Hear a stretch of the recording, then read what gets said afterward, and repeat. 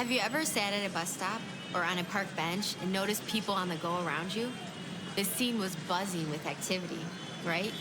People never stop, and neither does their creator. Sometimes we beg God to act as if he is still, but he is always moving, always at work. Not only do we get to celebrate his acts of love and redemption, but we actually get to join him in these good works. And there is nothing more life-giving than joining God as he moves. Here are some recent happenings at Kensington where we did just that.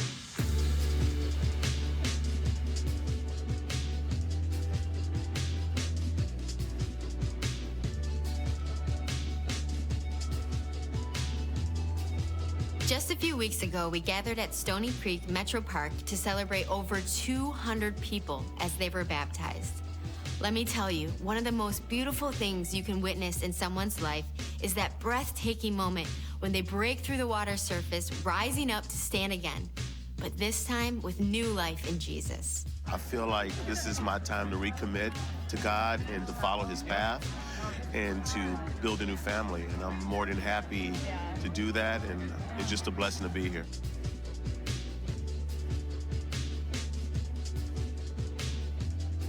Our own organization, Hope Water Project, exists to bring clean, life-giving water and the hope of Jesus to the parched communities of the Pocock.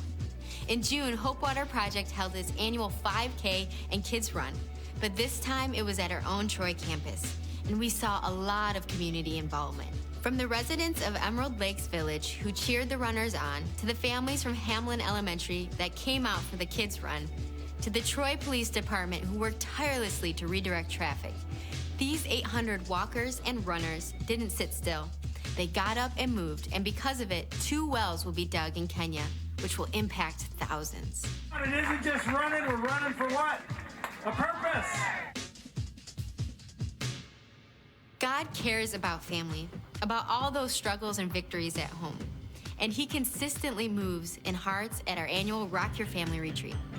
This July, over 400 people took time away to reconnect as a family and to make Jesus the foundation of everything they're building. There are hundreds of Jesus stories, but here's one. One dad and his young stepson attended Rock Your Family after a challenging and stressful year for their family. For them, it was life-giving. They rested, they played, and they left closer to one another and to the heart of Jesus. Maybe you already know about Kaleo Kids and how the arts are being brought to elementary children in our local partner schools. But you may not realize just how powerfully God is using this program to build confidence and intentional friendships. Kaleo Spark Camp, a day camp held at Orion Campus in August, gave our kids an outlet to use their talents to dance and sing about God's great love for us. At Kensington, we embrace diversity, including our community of friends with special needs. A few weeks ago, we held an epic party, a hoedown in fact, and the joy that lit up the faces of our guests was contagious. Personally, I have so many friends in this community, and for me to be on stage tonight and have all Andre and Chris and both Marks and everyone around us dancing, boy, I'll tell you, man, it just absolutely blew my heart wide open. Twice a year, we come together to be refreshed, inspired, and mobilized in our leading and serving. Our most recent leadership gathering was on August 28th at Troy campus. We heard from Steve Andrews and Danny Cox on the topic of unity, and we experienced incredible music from our worship team. God moved through all of it, and we left energized to continue on this mission to share Jesus. A community of believers who are all bind at one. We're not perfect, but we're all in it together. I never really thought about how much change can actually take place if people are united together and loving each other while doing that.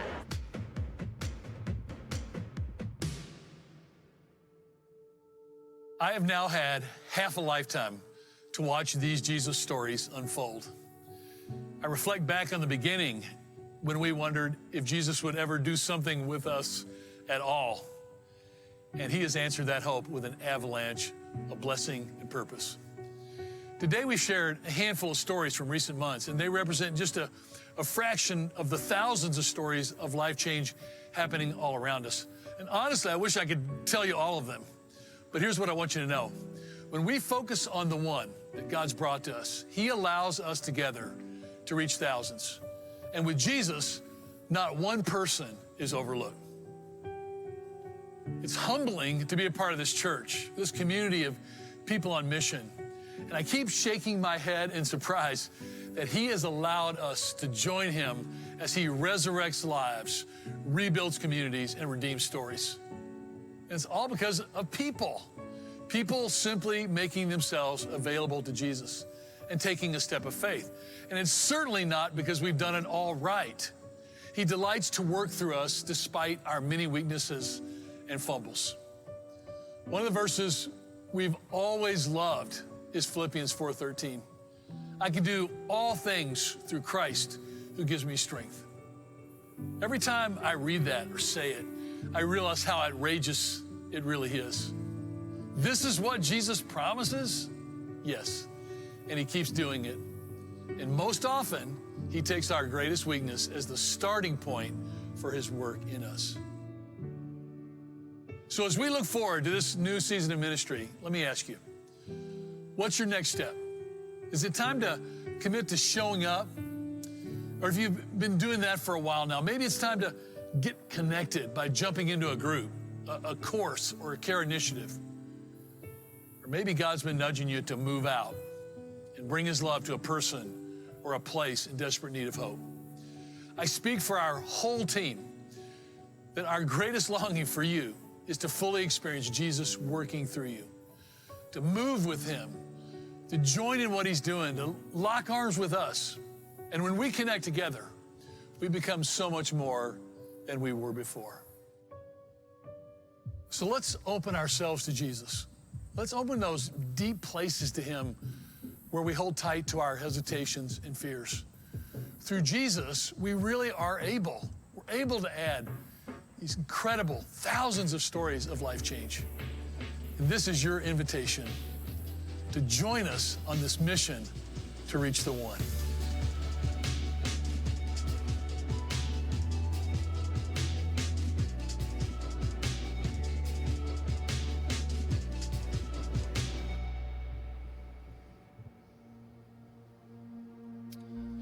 Wow, so cool. It's great to see that. Maybe a few of you were here last week and have saw that, but our heart here at Kensington is for you to really see that life change is what this place is all about. And that's really what fuels us here on the weekend, what motivates us to create spaces like this. My name is Ryan. I'm the worship arts director here. If this is your first time, I just want to let you know that this is a safe place for you to explore your faith, and we really hope you feel welcomed and valued here as you scope out the rest of the service. But here in a few minutes, we're gonna sing some songs and lead you guys in some music. So right now, if you guys want, why don't you guys stand up and turn to the person next to you. Maybe you know him, maybe you don't know him. Introduce yourself, say what's up, and we'll get started here in a few minutes. Hey everybody, this is Patrick, and I just wanted to say thanks again for watching our service today online and being a part of this community. Now we know that you might have some questions as you watch the service today and want to find out a little bit more information about who we are. And so we've created an environment for you to do just that. Simply go to startingpoint.today. That's startingpoint.today and fill out that short form, and one of our staff members will reach out to you very shortly and answer any questions that you have about our church and about who we are. Again, thanks so much for watching. We'll be back at the end of the service today to give you a little bit more information, but we'll see you here in just a few minutes.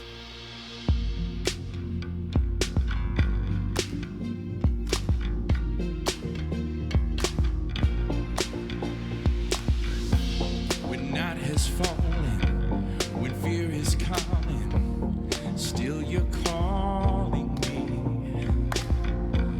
When faith is lost and my hope exhausted, you will be my strength. When my mind says I'm not good enough, God, you're enough for me. Yeah, I've decided I'm not giving up. You won't give up on me.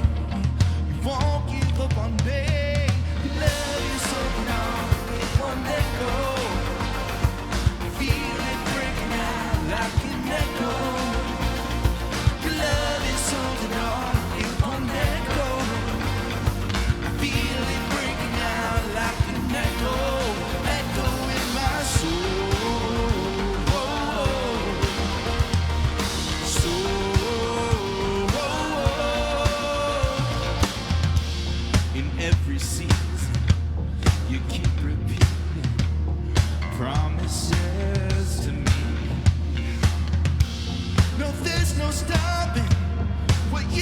started until it is complete. When my mind says I'm not good enough, God, you're enough for me. Yeah, I've decided I'm not giving up. You won't give up on me. You won't give up on me. Your love is so strong, it won't let go. I feel it breaking out like an echo. Your love is so strong, it won't let go. I feel it breaking out like an echo, echo in my soul. Hey. Echo in my soul.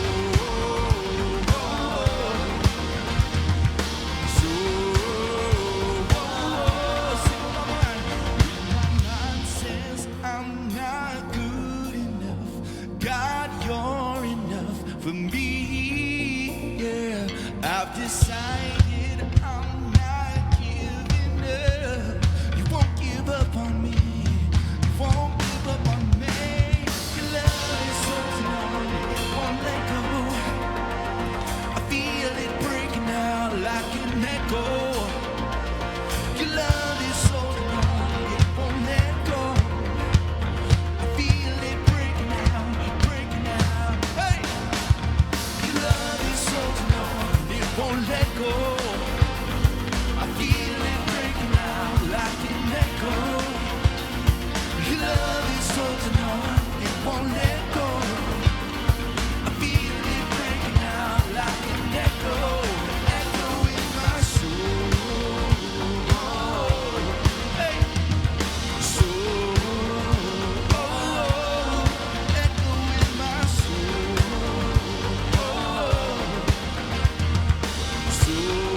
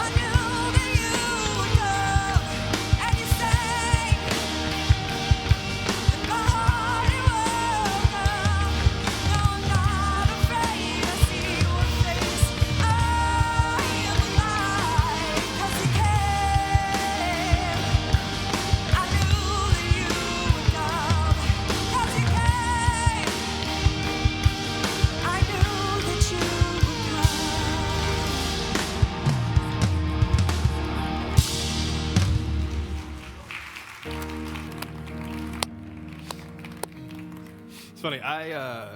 When we first heard that song, we sat in a room together and we were listening to it like as a team, and I was so hesitant for us to play it.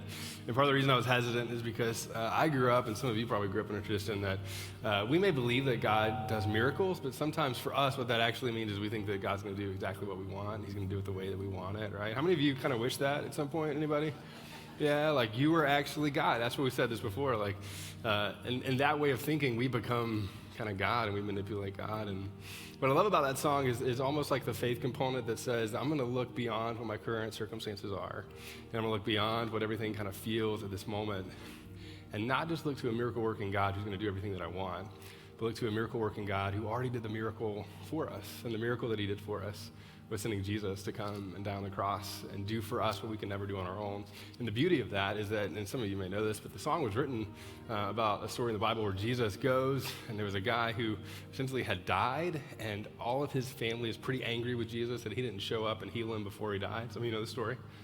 And we get this really kind of short moment where Jesus is going to raise him back to life, which is kind of insane to think about. But the moment that we get with Jesus that's so personal is that it says that Jesus wept, right? Some of you have heard that. How many of you know, like, the shortest verse in the Bible? Like, that might be the only part of the Bible you know, but, like, that's the thing. And it says Jesus wept. And I love this because Jesus weeps, and then he does a miracle, which means that the God of the universe was fully present in the pain of this family, which is a miracle in and of itself. And then he does something extraordinary on the other side of it. And so today, before we go through anything else, what I want to do is I just want to pause, and I would love for us just to take a moment and reflect. And some of us have been going so fast all week. How many of you had like a crazy week? Anybody? Like, it's been just insane with work and kids and kids and kids.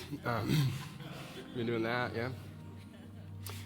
And so we've been going so fast. What I'd love for us to do is, if you're in the room and you're a follower of Jesus for the next couple of minutes, I'd love for you, if you would, just to kind of pause and just say, like, thank you for being present even when I can't control you, if we could just say that.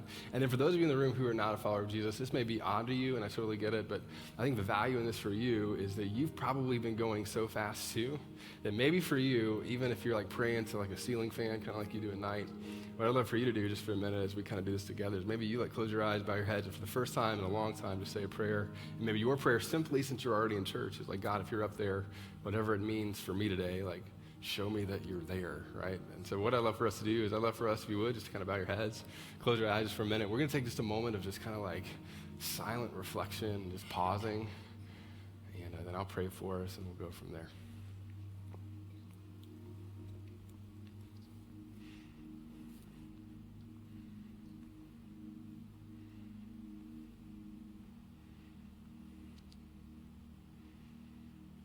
Father, we live in a world where there's so much noise and distraction and speed and trying to figure things out and, problem solving after problem solving and sleep training after sleep training and work and spouses and dating or wanting to be dating, all those things. And it's just so fast. And Father, I pray that right now, as we've just kind of paused, God, I pray that you would center us in this moment to whatever it is that you would say to us today. Through stories, through the message, through the songs that we're going to sing, God, I pray that you would just speak deeply to us. And for the person in the room who's not a follower of you, God, I pray that for these next few moments, at the bare minimum, they just at least entertain the question or the idea of, like, what is that thing that I'm longing for, or what is that thing that I haven't been able to kind of fully grasp? And I pray that they'd bring all their questions and their doubt and the fullness of it in these next few minutes, that they would just kind of take a breath and rest and understand that you do want to show that you were present. And so, Father, we ask over the next few moments that you would speak to us clearly and that we would find rest and peace and that you would move through these moments that we have together. In Jesus' name we pray. Amen. Hey, thanks so much. You can go ahead and give 3 or 4 people around you a high five. You can have a seat. Let them know that you are glad they showed up today, that they look great. Now the lights are on, so you can mean it when you say it. That's great. And then and you can have a seat.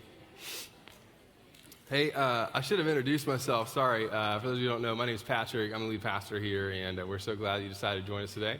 And if it's your first time, I want to say a big shout out to you. I don't think you could have picked a better week to be here. We're right smack dab in the middle of a series called Color Dishes. We'll tell you a little bit more about that here in a few minutes. But one of our favorite things to do around here is to celebrate the way that people are experiencing life change in our church. And so today you're going to hear probably, I don't want to say one of my favorites because that would be mean, but it is absolutely one of my favorite baptism stories that we've ever shared, and it's from my friend named Liam. Now, before you hear his story, though, Liam, can you stand up real quick? Why don't you stand on the chair? Don't tell your parents I told you to do that, even though they're right behind you. Yeah, this is Liam. Everybody say, hey, Liam. Yeah. Liam's getting baptized today, but real quick, it's also Liam's birthday, so we're super excited. So on the count of three, can we just all, with one massive 9 o'clock energetic shout, say happy birthday to Liam? Are you guys ready? On the count of three. 1, 2, 3. Happy birthday! So great, so great. Liam, thanks for sharing your story with us. Let's watch this video together. Before I had my relationship with Jesus, I had a lot of meltdowns because I felt like I didn't belong in this world and that I didn't, no one needed me for anything and that I wasn't useful. I would have mental breakdowns all the time when I was by myself, and it would make me really sad. At first, I didn't believe in Jesus, but my grandma always prayed with us and stuff, me and my sisters, and we didn't believe in Jesus. And one time, my grandma encouraged Mom to take us to a church with her. And I actually had a lot of fun, and a lot of the stuff they told me about Jesus made sense. So I was thinking, maybe I should give Jesus a shot to prove that he is real. And I started praying by myself without Grandma.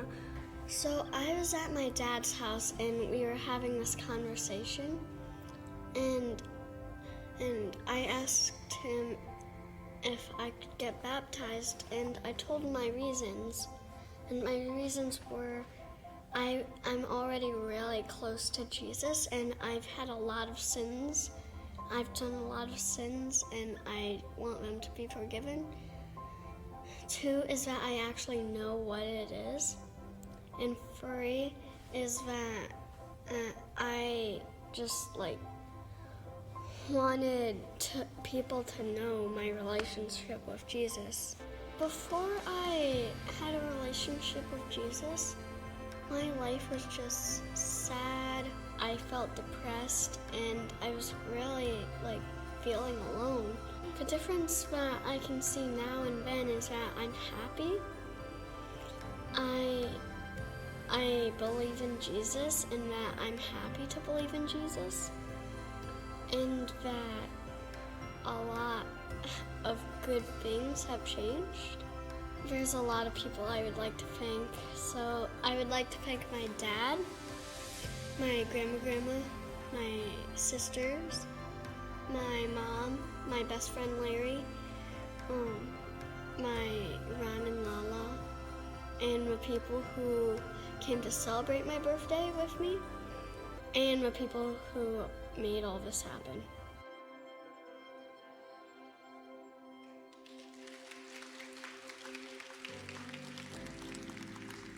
Well, it's awesome to hear your story, Liam, and awesome that we get to celebrate baptism on your birthday. How incredible that we're celebrating not only another year, but also celebrating a new life in Jesus. And it's cool to hear how Jesus has really impacted your life. And I know even just with conversations I've had with your dad, how Jesus is working in your family. And so I just want you to reaffirm, Liam, that you have decided to follow Jesus for all of your days, and you've accepted him as your Lord and Savior. And if so, say, I have. I have. That's awesome. So it is my honor then to baptize you this morning.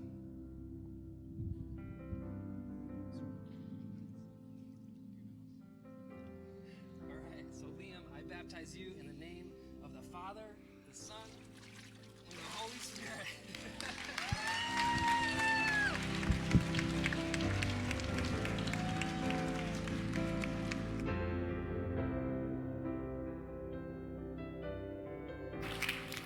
Jeez.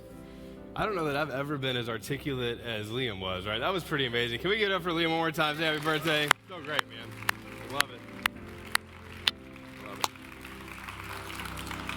Hey, I want to say to those of you who attend our church, I want to say thank you so much. We've been talking about since day one, some of you remember this, since we kind of launched here in Traverse City, like one of our hopes was that we'd be able to just really make a significant impact in the next generation. And Liam's story is a testament to that. For those of you who volunteer in K-Kids or in student ministries, you are a testament to that. And then those of you who give to this place, like you are as well. So we just wanted to say thank you so much. You are part of every single baptism story, but you're especially a part of Liam's. And so we want to say thank you so much for partnering with us. And I want to go invite our ushers to move forward. We're going to receive our offering today. And if you're new to our church, I always say this, like you're really amongst some of the most generous people on the planet. A lot of people here have sliced off a portion of their income to give, and they're not just giving to an organization. As you saw in the Move video, they're giving to projects like that. They're giving to stories like Liam. They're giving to all of the things that we do at our church. And so I want to say to those of you who give, thank you so much. And if you're interested in giving to our church, there's a few ways that you can do it.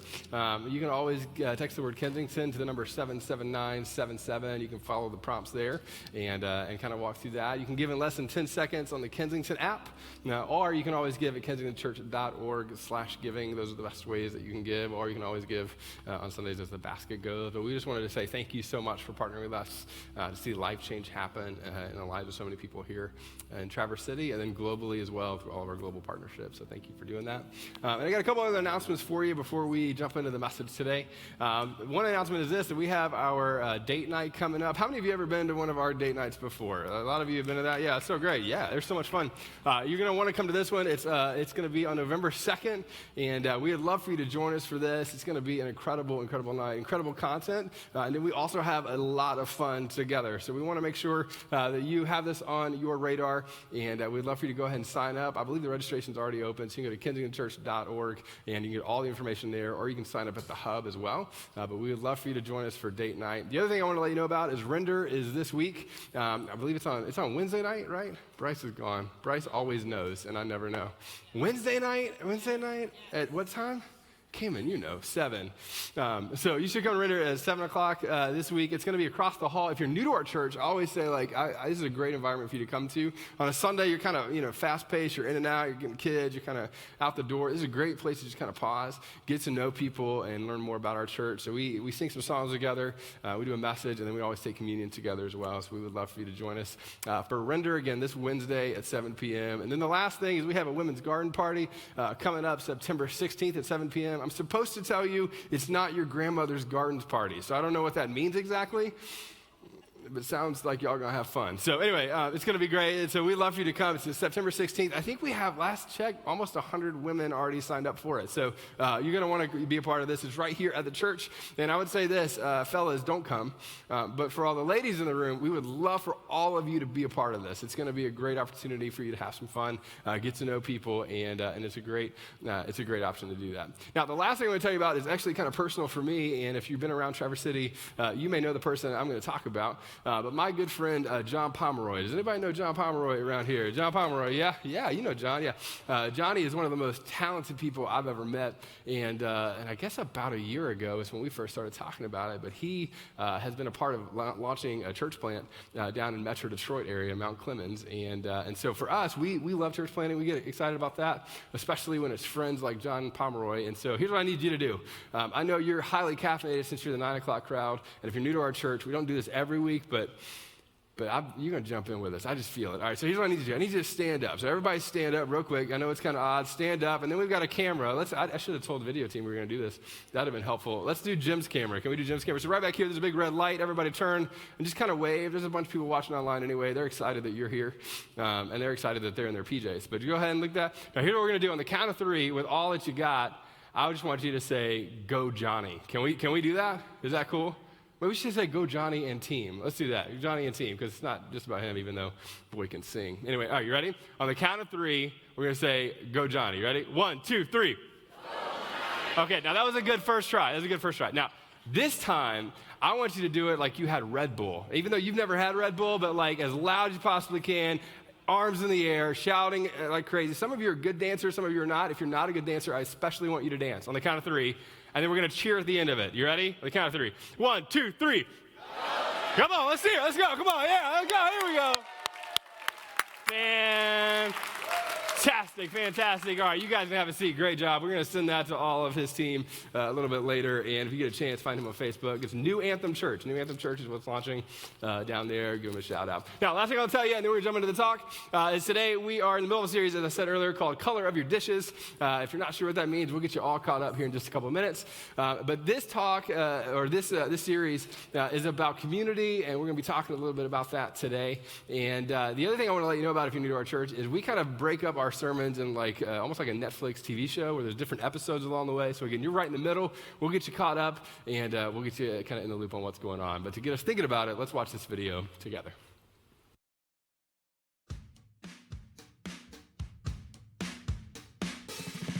Who knows the color of your dishes? Who has pulled up a chair and shared a meal on an ordinary day? Jesus didn't just tell people to meet him at the destination point.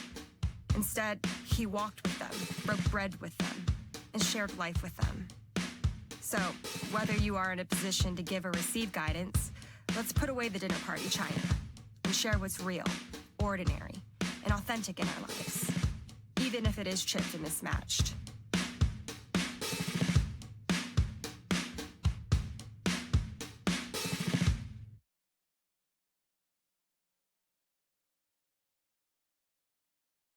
Can you hear me now? There we go.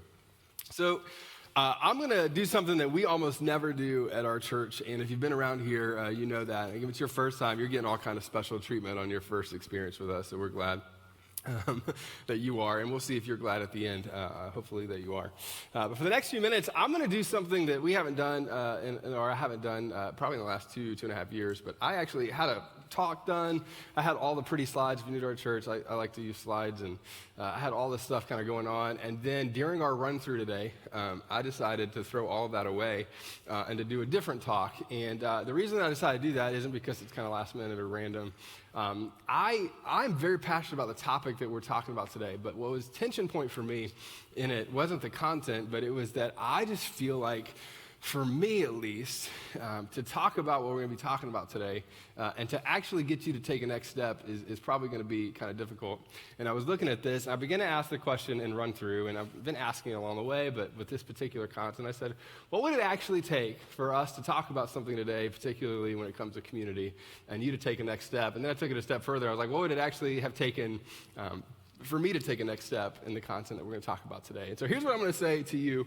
If you're here and you're not currently in a small group, if you're here and you've never been in a small group, or if you're here and you've been in a small group before and you absolutely hated the small group that you're in, you kind of like, I'm not going to do that again. Or if your wife makes you go to small group, right? If that's you, if you've ever experienced that, what I'm going to do is I'm going to talk specifically to you today. And I want to talk around this idea of what it looks like to be in community. Now, to do that, though, I feel like you should know a little bit of my story and why this matters. I grew up around church. I've always been a part of churches. You know, when I was a kid, I went to church. But the early churches that I was a part of was very much about like this kind of thing, where we all kind of sat in rows, and if it was a really good service and you got really excited because the music was good and the pastor gave a short message, and then the shorter it was, the better it felt, especially for those of us who were like 9 to 15 years old, you know, like that was always good. And every once in a while we would talk about being in community, but it was very rare. And then I went around middle school, we moved, and I went to a church, and I was, for the first time in a long time, like the new person to a church. And they talked about the Bible in a way that was different, and they talked about, you know, what it meant to follow Jesus in a way that was different. And I showed up to this church, and then they started talking about circling up and being a part of a community, even when I was in middle school. And that was the absolute last thing that I wanted to do. I hate to say, like, I'm an introvert. It doesn't mean I don't like to talk to you, because I love to talk to you. I just go and I watch a movie by myself after it's all over. So that's what I do at the end to recharge. And so I just, the last thing that I wanted to do when it came to church was get around people like that. Now, the other thing that is really honest that you probably never heard a pastor say, and I hope I can say this out loud and not get in too much trouble. The last thing I wanted to do in middle school was hang out with church people. Is that weird? And some of you guys are like, preach. Like, that's the only time you're going to agree with me, the whole message. The idea of hanging out with church people when I was in middle school just didn't feel great. Like, I wanted to hang out with different people, and I wanted to go do different things. And then all of a sudden, I show up to this community as a 7th grader, which is odd that it happened for me so young. And the people that I talked to and the people that I got in community with were actually pretty normal for the most part. And not only were they normal, but they actually talked about things that I thought mattered. And when I got to that group, I felt extremely uncomfortable, in part because of the questions that they were asking and the way that it was leading. But that group in 7th grade completely changed the trajectory of my life. And the older that I got, there was something inside of me, and I've said this, and it always frustrates people that work in discipleship ministries here, but I'm like, I never wake up in the morning and go, I want to be a part of a small group. I just never wake up in the morning and go, I get to sit around a table with people and talk about my feelings. Like, I never get excited about that. But all of a sudden, from the time that I was in 7th grade, kind of moving forward through the course of my life, something changed in me, and I began to see the value of it. And every time I'm a part of that, I'm so glad that I am. And I've been a part of a particular group for almost 11 years now, where we meet and talk about things, and there are variations of the groups that we're a part of. And so here's what I'm going to do today. This is why this message is a little bit different, right? What I want to do is I'm going to scale back a lot of the things kind of that we would do. And I just want to talk directly to you as if we were kind of sitting over coffee together. And I want to talk about why I think that you need community like this. And for me, it begins with a quote that I'm going to read. The quote's by a guy named Dallas Willard, and it kind of gets back to the heart of what I believe Christianity really looks like at its best. And so I want to read this to you, and then we'll kind of go from there. This is Dallas Willard. He says this. He says, the revolution of Jesus is first and always a revolution of the human heart. And I want to just stop there real quick. If you're not a follower of Jesus and you're wondering, what is Christianity all about, or what is evangelical all about, or you hear all these phrases, it's not necessarily what you hear on the news, and it's not the people standing up a lot of times kind of saying, this is what it is. What happens in Christianity is that Jesus changes the hearts and the minds and the behaviors and the life of people. Like, life change happens with people through what Jesus does and what Jesus did. It's a revolution of the human heart. He says, his revolution does not proceed through means of social institutions and laws. I don't know what's this. Which means that even when we gather, it's important, and we have a brand and we have a name, and I'm up here with like a Britney Spears mic on talking, and we've got all these kinds of things going on. But at the end of the day, it's not the institution that is simply changing. There's something through Jesus that's changing. It says, through outer forms of our existence, intending that these would then impose a good order of life upon people who come under their power. Now, I want to read that second line, and I think it's so powerful. He says this, rather, his revolution of character, which proceeds by changing people from the inside through ongoing personal relationship with God and one another. Which, as Dallas Willard talks about this, I think it's so powerful because it's not just your own faith.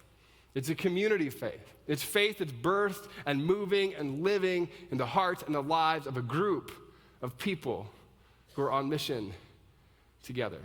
Which means this. Now, I love this. And again, if you're watching online, that's totally great. I'm so glad that you do that. But I would always tell people who kind of sporadically attend or that sort of thing, it's not even about this kind of thing. It's about, are you in community with a group of people who are pushing you towards a deeper relationship with Jesus?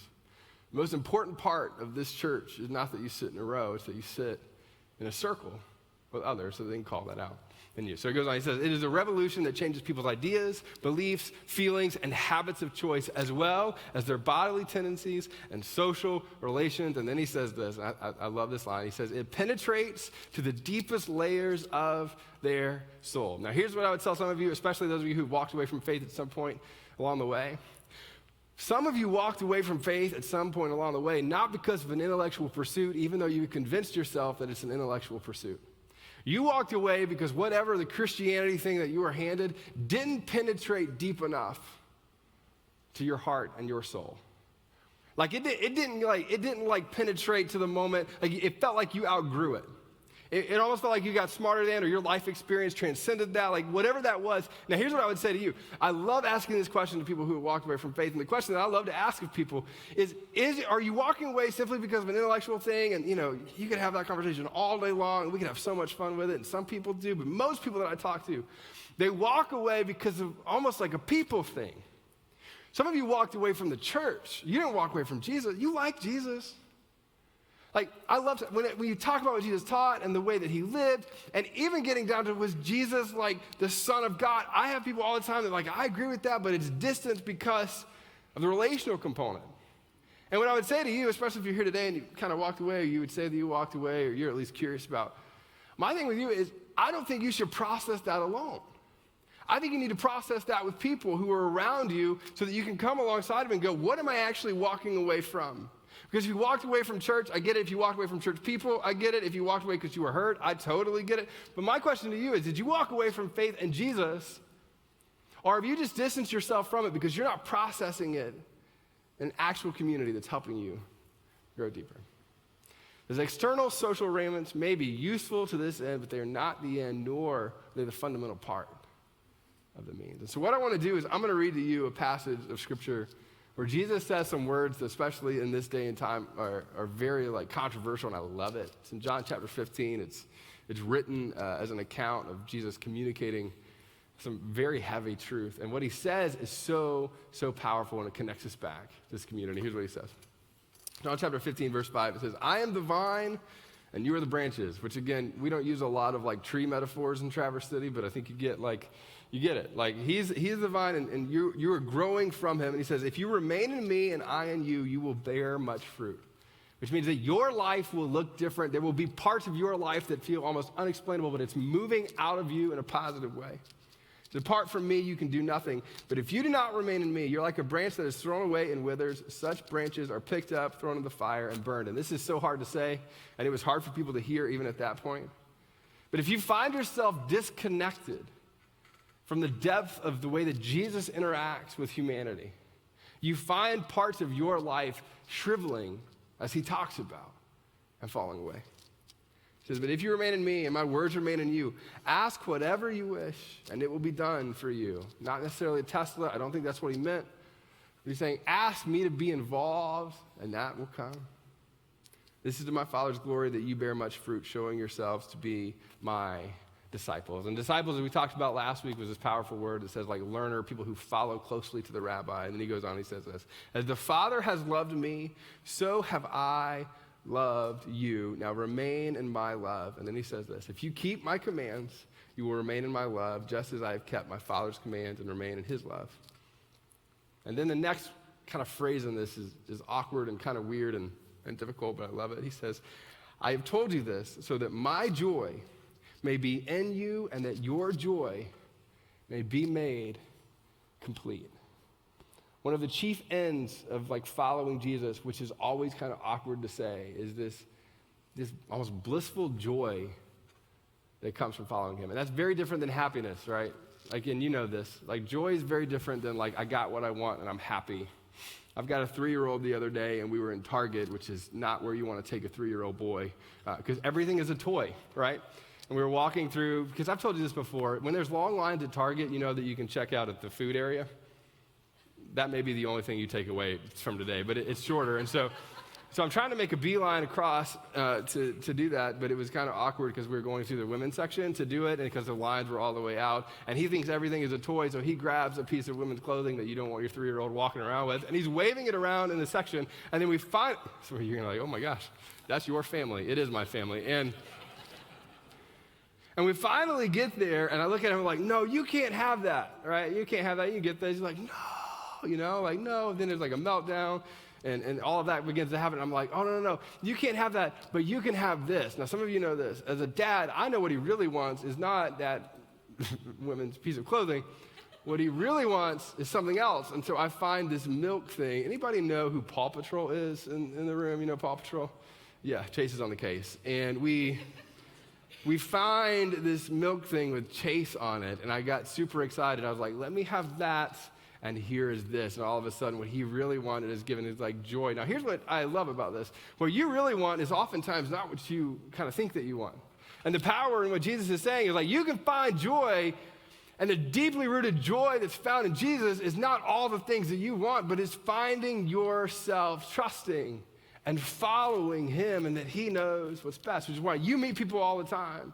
You meet people all the time who have like these like terrible life circumstances, and that all of a sudden they find not just happiness, but they find joy throughout that. He's like, hey, if you want to know kind of this chief end of how you're doing when it comes to your faith, do you experience joy that's beyond what your circumstances are leading you towards? And he goes on. He says, I have told you that my joy may be in you and that your joy may be complete. And he says, my command is this, and this is where he gets after the relational part. My command is this: love each other as I have loved you. Which means that his closest followers are looking at him. And at this point, on this side of history, we love to read that. Like, it's so like, oh, that's cute. I love Jesus, you know. I'm going to do exactly what he did. But this is hard because what Jesus is about to do is die. What Jesus is about to do is lay down his life. What Jesus had done at this point is to call them out on their mess and to point out when they don't have things together. And the way that he loves his disciples is calling them to something that's bigger and greater. And he's calling them into suffering at times. He's calling them through things. And he's caring for them through the difficulties of their life. And they're in this deep-rooted relationship with one another. He's like, look, my command to you is this: love each other. Well, who's each other? Others. Like I have loved you. Love people who are different than you. Like I have loved you. Love the other political party. Like I have. No. Yeah, that's fun. And then reciprocate the love that's been given. And it's this continual, perpetual motion. My command to you is love each other as I have loved you. And then he says this: greater love has no one than this, to lay down one's life for each other's friends. And he says this: you are my friends if you do what I command. I no longer call you servants, because a servant does not know his master's business, which is such a powerful statement. You're not just servants. I've invited you to the table. What we talked about last week was powerful for me in the sense that we said, hey, when it comes to your relationships, who are the people that actually are close enough to you that you would have at your dinner table who know the color of your dishes? Who are the people that are ahead of you in life that know the color of your dishes? Who are the people that are right where you are, people that you're kind of leading through this? Who are the people that are close enough to you that know the colors of your dishes? And he says this: you do not choose me, but I chose you and appointed you so that you might go and bear fruit, or go and do what you were created to do. And so that whatever you ask in my name, I will give to you. This is my command: love each other.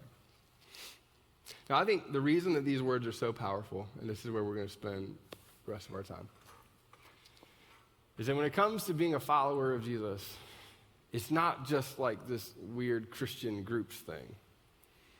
It's, do you have people in your life that are genuinely your community, that genuinely you would feel comfortable with sitting around a table, that are doing what Jesus talks about and calling you to something bigger and something higher and something more? Do you have people that know you well enough to know your failures and your pain and your suffering and your struggle, and they know your weaknesses, and they look at you and they go, I know you're real bad at that, but I love you? When was the last time you had to apologize to somebody because you were close enough to them to hurt them, and they were close enough to you to do the same?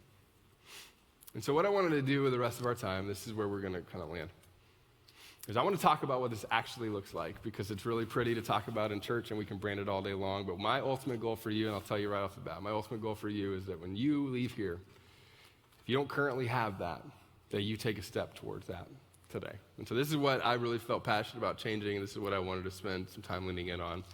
And so it's not like perfectly neat. In fact, we could probably be worded better, but this is like what I would say to you if we're sitting down at coffee and you had to make a decision on what it was going to look like for you to jump into community. The first thing is this: I think you actually have to fight to find your people. And when I say that, here's what I mean. I think you need to find people who actually come alongside of you and make you a better person, which means that you have to say no to certain people at times as well. That when it comes to your circle and the inner circle, the people that you kind of know your dishes and are kind of in that type of relationship with you, you need to find people that are going to know you and that are going to be involved in you and call out something better when it comes to your life. I put in my notes, I said it this way, that your people should be diverse. There should be people that are close to you who think differently than you, and not just your crazy uncle who's the opposite politics side. But there's somebody that should be close enough to you that views the world a little bit different and calls you to a different standard. I put in my notes, somebody said this to me early on. They said, essentially what you're doing is you're building a personal board of directors in some ways, right? For those of you who are in the business world, you get this. But there are people that are going to hold you accountable to the things that you do, and hold you accountable, and I don't miss this, to your potential. That you need to find people that you enjoy being around and that love you enough to call you towards the potential that God's already made you to have. They call out the giftings in you and say, I know you're scared to do that, but go do it, you know? That love you enough to look at you and say, you could be doing this better, to know you well enough to make you a better human when it comes to your life. So the questions that I kind of had in mind and that I was kind of wrestling through was this: who can look at you right now and tell you that you're wrong other than your spouse or your kids or mother-in-law, right? Who can look at you right now and say, you know what? I believe that you probably had the best intentions, but you're wrong in the way that you're living your life in that way. Or I love you enough to say, I know you didn't have good intentions and you're still wrong, right? Who are the people that can look at you and say those things? The other one is this: who can look at you right now and tell you that you could be better in the areas of your life that you're currently living in? Now, here's why this is important, and this is what I would say to those of you who are parents. You want your kids to have people other than you that say this to them. It's just somewhere along the way between the ages of 15 and 89, we just stopped believing that we really need that. But you do. You need people who will sit at a dinner table with you and say, you know what? You could do this better. Second thing for me is this, and this one's hard. This is especially hard for me, probably not as hard for some of you, but you have to prioritize your vulnerability. Put in my notes, and this is something that a lot of times we like to put down, but it's hard to actually fully encapsulate. But your brokenness is always a platform to tell God's story of faithfulness. It always is. Your family's brokenness is always a platform to be able to tell the story of God's faithfulness in your life. Which means that when you choose not to be vulnerable, right? Or you choose in environments where you're kind of closed or you're trying to do this, that you're going to hold back and not be vulnerable. Come on. What you're actually saying is that I'm going to hold back and hide the parts that are actually the platform that God tends to use to create connection with people. You don't feel deeply connected to people who feel like they have it all together. You just silently judge them on Instagram, right? Like, mom, come on, mom. I don't read mommy blogs very often, but mommies, that's weird. Mothers, women, ladies, that got weird. Come on. There's not a part of you that looks at those and go, oh, she has it all together. That's exactly what I want to be like. It's when that person that kind of has it together all of a sudden reveals a piece of their vulnerability. You go, oh, I wish I could be like them. I wish I knew them. And that's different. Fellas, you feel the same way in a different way. Come on. There's something about vulnerability that draws in connection. And you have to, come on, you force this early on, right? None of you, when you went on your first date, were like, you know what, I'm going to choose to be vulnerable tonight. Anybody ever watch Hitch? Anybody ever seen the movie Hitch? You ever seen this? Yeah, that guy, yeah. Hitch is so great because at the end of the movie, you remember this? It's all the things that they messed up that actually created the connection. It wasn't all the things that were perfect and got right. Now, come on, ladies, you know this. You didn't marry your husband because he had it all together all the time, right? You married him for the moments where he was cute. And guys are never trying to be cute. But there's something about the imperfections that draw us together and call out something in us. Now, come on, which means this: when you prioritize community, it's not about you faking it anymore. It's about you opening up and saying, look, I'm going to be vulnerable with my mess. I'm going to be appropriately vulnerable with my mess. I'm going to open up, and I'm going to choose to trust. Even if I've been hurt before, even if I haven't figured it out before, I'm going to lay it down. And I'm going to say, I'm going to choose to be vulnerable in these kind of contexts. I put in my notes, I said it this way. I said, redemptive stories always begin with some form of broken beginnings. Right? Redemptive stories that you're going to tell and that cause people to lean in not only to you but into faith begin with some form of a broken beginning. And then people gravitate towards the parts of you that you most like to hide. Right? Third thing is this. I would say when it comes to actually being in a group and actually being in community together, that you embrace the preventative gift. Now, there's probably a better way to say this, but this is the way that I thought about it. You and you alone, when it comes to your future and holding on to the things that are in your future, if you are solely in control of it and making all the decisions, come on, you know this, you will mess it up at some point. And here's how you know that. Because you know you, right?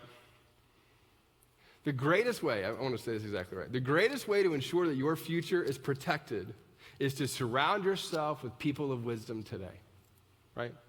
That's it. As good as you are, as much as you have together, as great of a human as you are, come on.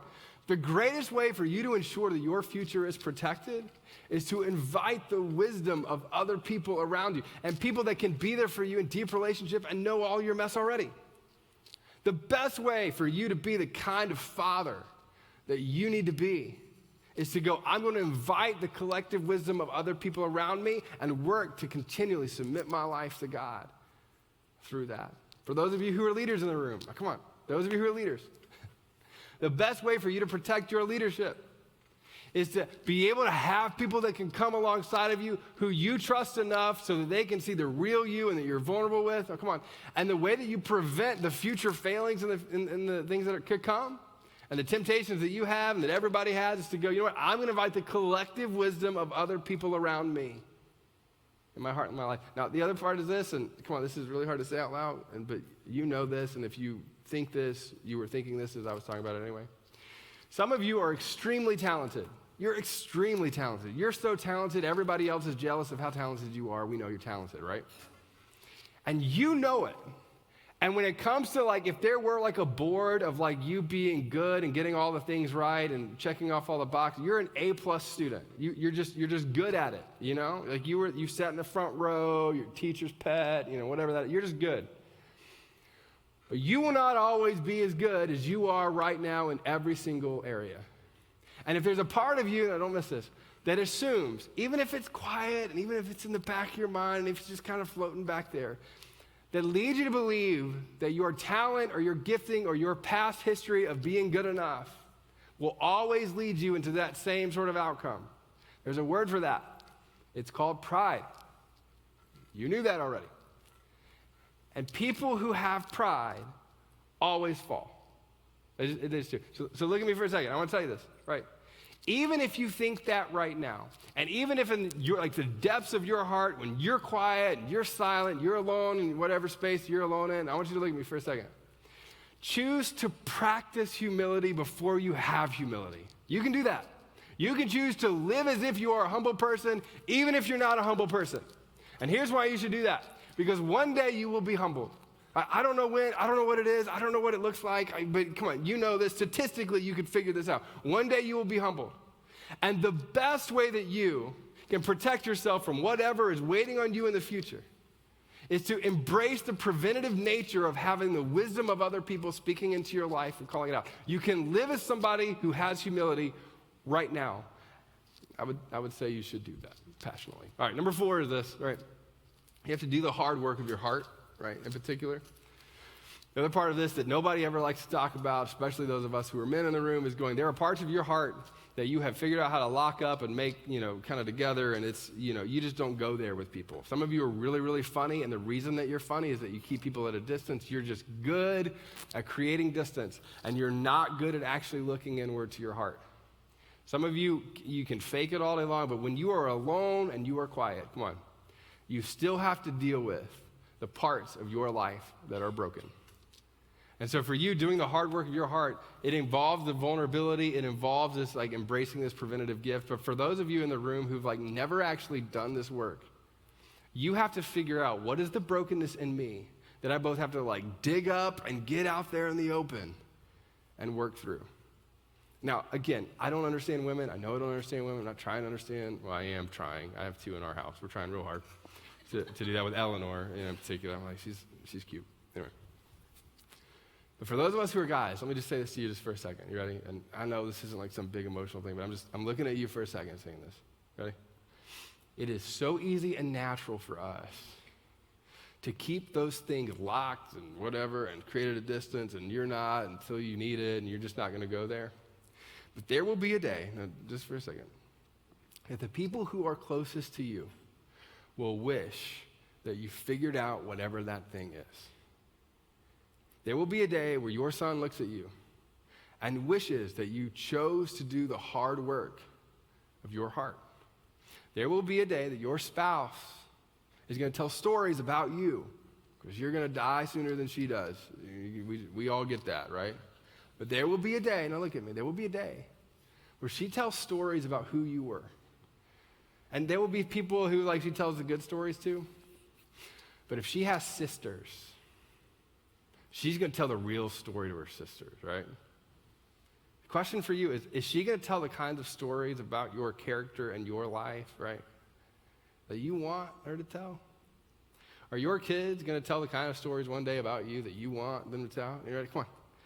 And the only way that you get after that healthy place is to help yourself be healthy.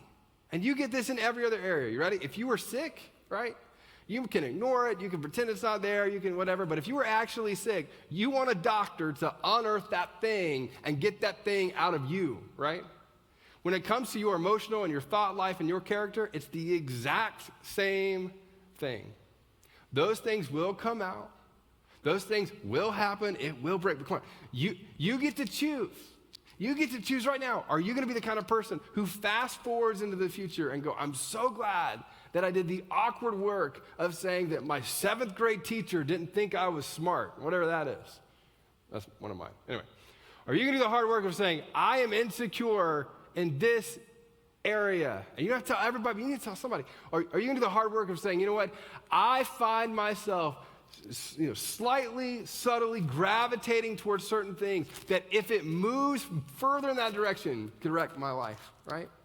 Will you do the hard work of your heart, of letting other people in and saying, this is what I'm processing through right now? I can preach on that for a while. I put in my notes, I said, the work that needs to be in your heart needs to be done in the context of community, and that there is no substitute. There is absolutely no substitute for opening the parts of your life that you don't want to open. And then the last thing is this, and then we'll wrap up with this. I wish it was as short as the other ones. It's just not. But there is a person right now, and I want us to think about this in context. There's a person right now who needs your story, your wisdom, and your comfort, right? And you have a responsibility to share your story, your wisdom, and your comfort. And here's why you have that responsibility. You ready? For most of the good parts that are you, those things were shaped by people who recognized this and gave you that gift. For some of you, it was on a baseball field at some place, and somebody came alongside of you and it was a coach. For others of you, it was, principal. For some of you, it was a teacher. For some of you, it was your dad. Like, for some of you, it was a parent. For many of you, it wasn't your parents. But there is someone right now who desperately needs your story and your wisdom and your comfort. This past week, I sat across the table from a friend of mine who's a few steps ahead of me, and I asked his advice, and you know why? Because I need his story, his wisdom, and his comfort. There have been people all throughout my life who've come alongside and shaped me in those ways, and there are people that have done that with you. And so the question for you is, are you going to choose to give that gift that you've been given in the context of community? Now, this one's really personal for me. Some of you know a little bit about my story in particular with this, but when I was in middle school, I know this sounds odd, it was the first time I actually began to recognize that I didn't have a dad in the home, and partly because I thought I needed to shave. Some of you know the story, and so kids who grow up in single-parent homes, they have to steal their mother's Venus to learn how to shave, right? That's, you don't steal dads, you steal that, You don't want to get the sex talk from your mother, you just don't want that, you get that. It's just something about it when you hit middle school, you need a man to teach you things. And I didn't know where to go. I didn't know where to find that. But my mom knew this principle, and she surrounded me with people all over the place who could speak into my life. And one of the most profound moments for me was a basketball coach. It's a basketball coach that you will probably never know, right? His name was Nathaniel. I won't say his last name because I didn't ask permission, but his name is Nathaniel, and he was a teacher at our school, and he was a basketball coach. And he grew up without a dad, too. And when I was in 7th grade, I had made the basketball team. I was starting, which is, I know we're all shocked by that. And we were terrible, but, big fish, small pond. Anyway, and I was angry as a 7th grader. And not a little bit angry, but I was real angry. And I didn't know what I was angry at. And some of you have kids like that. Like when they hit a certain point, like they're just angry. You don't know why they're angry. And there were times I would say things to my mom that as I was saying them, I was not only regretting, but I was feeling ashamed of. And that just kind of made its way to different people, right? Like and then eventually it made its way to him as a coach. I was also a little sassy as a 7th grader, which I don't recommend, but I was. And so we were playing, and I got mad about something that he said, and I mouthed off. And then I went home that night, and I knew what his email address was at the school, and I emailed him from pacman1356@aol.com. So that was mine, and I sent him an email that was not only not kind, but I knew where to hit, you know? And the reason that I knew where to hit, because I knew his story enough to know that he grew up in a single-parent home too, and I knew like what I was calling out, I knew the insecurities I had, and I knew exactly what I was slicing up for him. And it was 4 pages, and it involved profanities, and I had never typed a profanity before. And I wasn't just using like random ones, like I was like a surgeon with it, you know? And I go to school the next day, and you know when you send an email like that, not that you've ever sent an email like that, but I did, and when I did, it felt great for like 3.5 hours, and then around 4 a.m., I was like, oh crap. And I went to school the next day. I'm in my second period, which I think he let me sit through the first one just so that I could stew on it. And he was a big guy, like a big guy, and he bangs on the door politely, but enough to know, oh, this is for me. And he walks in and he gets me out of class. And for the next few minutes, I was expecting him just to like go off. And I expected him to see like to engage in the fight, you know? But what he did for the next few minutes was tell me that I'm not that person.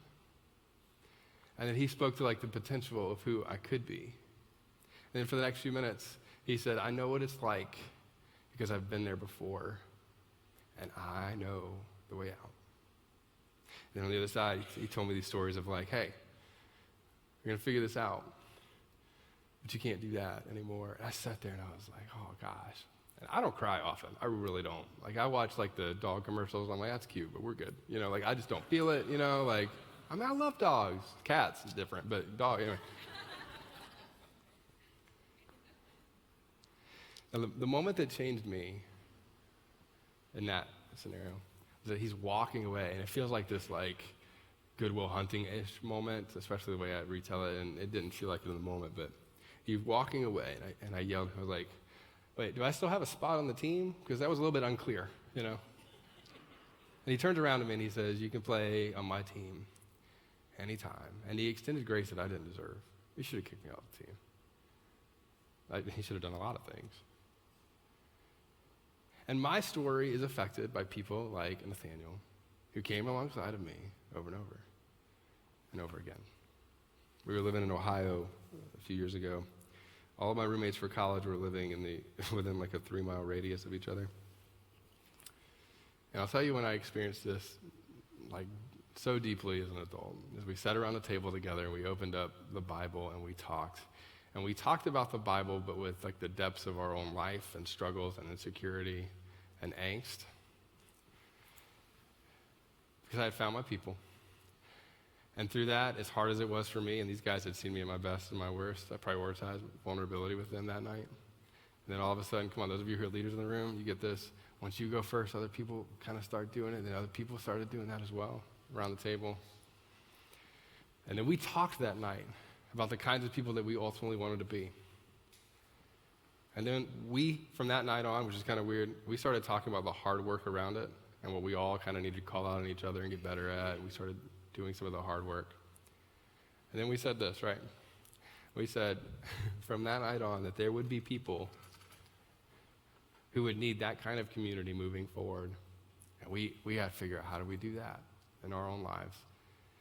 And we talked about this a lot, but we would say this. We would say, like, how do we expand this table to include more people and more people and more people. And how do we take this table, because we all knew we were leaving, I think right around the same time, how do we take this type of table and take it to the different places that we're going? And so what I would say to you today is some of you, this is the last thing that you want to do. It's the absolute last thing that you want to do. And I know all the reasons because I could articulate it. I feel many of those reasons, ready? But it is the most important thing that you could do for your future, for your life, for your kids' life, for your spouse's life, for your future spouse's life. It's the most important thing that you could ever do is say, I'm going to choose to take a step into group. I'm going to choose to take a step into community. That I'm going to show up consistently. That I'm going to prioritize all these things. That I'm going to be a part of it. And I'm going to experience life change. It's on the other side of it. And so what I wanted to leave you with, and then we're going to wrap up together, is this. Your future, and it's kind of a weird, cheesy statement, but I feel like it encapsulates it. Your future you will thank the present you for taking care of you. Let me say it one more time. It's a lot about you, but we'll get past that a little bit. Your future you will thank the present you for taking care of you. So the question for you today is this the day where you choose to do that? Are you going to put it off a little bit longer? Or for some of you, like, I'm going to think about it for a month or 3 months. I don't care. Just put it on the calendar whenever you're going to decide to jump in community, but I think you should. I think you should choose to prioritize it and lean into it. So, thanks for letting me change everything up and kind of speak a little bit differently today. To wrap up our time together, we're going to do something that's a little bit odd, and especially if you're not a church person, but the band's going to come out. We're going to sing a song. And the song, as we kind of went back and forth all week, the song is a song called Have It All. And this was actually, like, choosing this was part of the reason I felt like, kind of prompted all this. And it talks about how, like, God, you can have it all. You can have all of the things of my life. You get all of me. You get the fullness of my own humanity, brokenness. You get it all. And the reason that we're going to sing this today is as we wrap up, some of you just need to look at the words, let them go by and don't sing. And then some of you need to sing this actually as a prayer, or at least say these words as a prayer. Because there's a part of your life where you're choosing to either follow Jesus outside of his will when it comes to community, or you've got all the excuses why you can't have this one part of your life. For every introvert in the room who's a little bit like me, all the introverts unite. Nobody raised their hand that's an introvert. Extroverts would, introverts won't, yeah. Come on. You will never wake up in the morning and feel like this is natural, but it again is one of the most important things that you could ever do, right? And so as we sing this song, what I'm hoping that you choose to do is in a sense of like posture of open-handedness, go, God, you can have all of it. You can have all of my reasons not to get in the kind of community that you call me to do. You have all of my angst, all of my fear, all my insecurity around it. You can have it all, God. I'm going to trust. I'm going to follow. I'm going to trust. I'm going to follow. I'm going to trust. I'm going to follow. And if you're not a follower of Jesus over these next few minutes, as these words come up, what I'm going to ask you to do is just read them. Like in your head, look at the words. And as you read them, I want you to go, if that's true, show me. Just let that be your prayer, however that is. And I'm going to pray that over the course of this week you experience that. So I'm going to ask you to stand, get the band out here. We'll sing this together, and then we'll wrap up our time. Let me pray for us. Father, for so many of us in the room, it is it's easy to engage with so many different parts of faith that feel a little bit more comfortable than this one. Some of us would rather debate than do this. Some of us would rather like read about it than actually do this part of it. I get all that. Father, I pray for every person in the room who is a follower of you and they are trying to take steps forward in that. God, I pray that these next few minutes, that they would choose to follow you fully when it comes to community, and that they're not sure how to do it. God, I pray that the groups that they get involved in, they would just feel as easy as possible.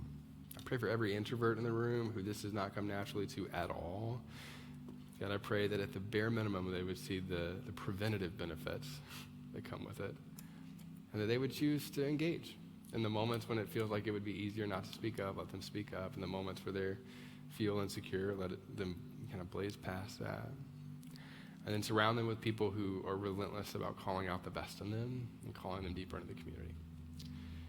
Father, I pray for the people in the room who are not followers of you, and I ask that they would, in some ways, as odd as it sounds, like test you, which sounds weird for those of us who are followers of Jesus, but they would go, hey, if you're up there, show me. And if you're up there, show me people who would say that they're Christians that I actually want to be around. And if they're up there, let them get connected.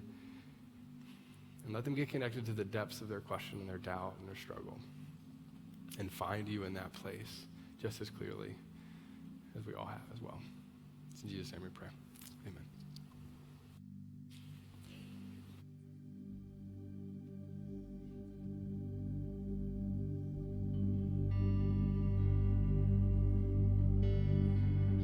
You can have it all, Lord.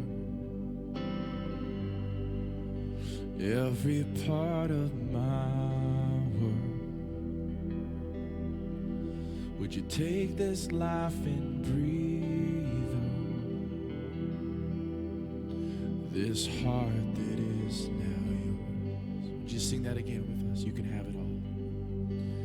You can have it all. Every part of my world. Would you take this life and breathe on this heart that is now?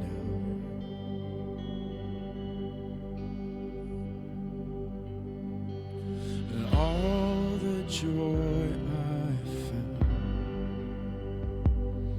surrendering my cross at the feet of the King, who surrendered everything, in all the peace that comes when I'm broken and undone by your unfailing grace. I can lift my voice and say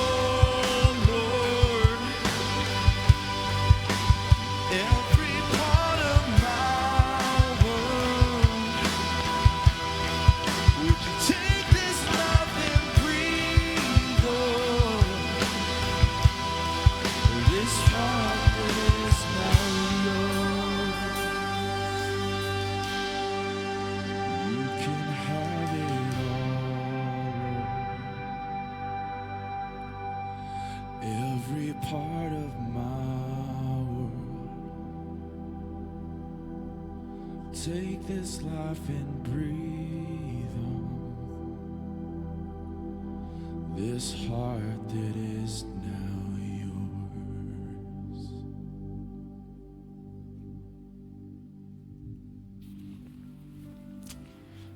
All right, so here's going to be my challenge to you there in the room and you're not currently in community. What we want to do is we want to help you get there. And so out in the lobby today, right back there, just beyond that wall, you'll see a bunch of plates and dishes that we've kind of branded out around the color of your dishes. But there's a lot of kind of things that you could sign up for and be a part of that are going to get you take a step towards community. The one that's not back there, which we're actually talking about launching, I think it's in October, is for some of us, we're going to get a whole group of guys together and go, I think it's called the Warehouse Downtown. And we're going to actually kind of bring just doubts and questions to that. And so if you're interested in being a part of that, it's downtown. We'd love to invite you to be there with a group of guys as well to do that. So just let them know out there if that's something you'd like to sign up for. But there's a bunch of different areas, a bunch of different groups that you can be a part of. We'd love for you today to take a step right out there and sign up for one of those. And we'll get you connected with other people who can hopefully come alongside of you, and then you can come alongside of them to create some community around those things. And then next week, we're wrapping up our series, Color Your Dishes. We'd love for you to come back with somebody that you know. Next week's going to be a big week where we talk about identity. And so we'd love for you to join us back here next week for that. And then if it's your first time, we'd love to meet you at the Hub as well. It's right in the middle of the lobby, big orange signs. You can't miss it. We'd love to meet you if it's your first time and get to know you a little bit. Thanks so much for being here. We'll see you right back here next Sunday. See you soon. Thank you so much for watching online. We're so glad you decided to join us, and we hope that you enjoyed your experience with us today. I know that when it comes to the room, it's kind of one experience here and it's a different experience online, but we would love for you to do the exact same thing that we were talking about today.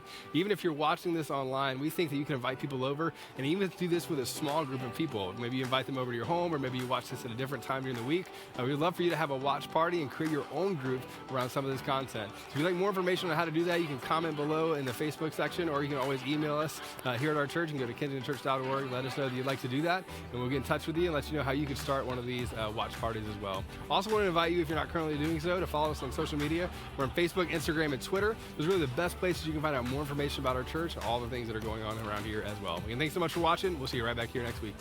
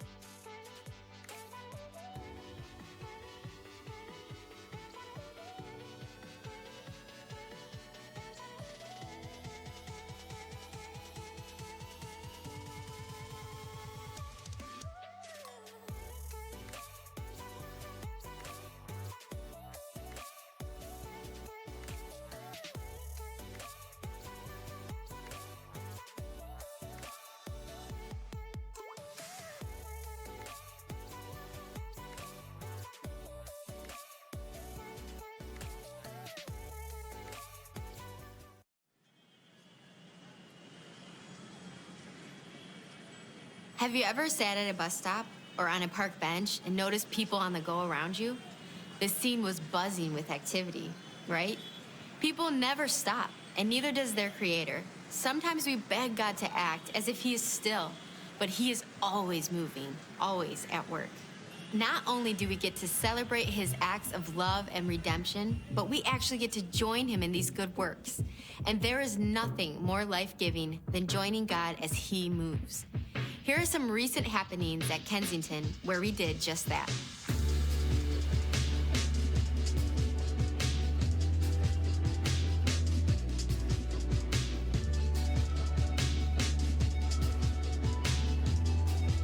Just a few weeks ago, we gathered at Stony Creek Metro Park to celebrate over 200 people as they were baptized. Let me tell you, one of the most beautiful things you can witness in someone's life is that breathtaking moment when they break through the water surface, rising up to stand again, but this time with new life in Jesus. I feel like this is my time to recommit to God and to follow his path and to build a new family. And I'm more than happy to do that, and it's just a blessing to be here.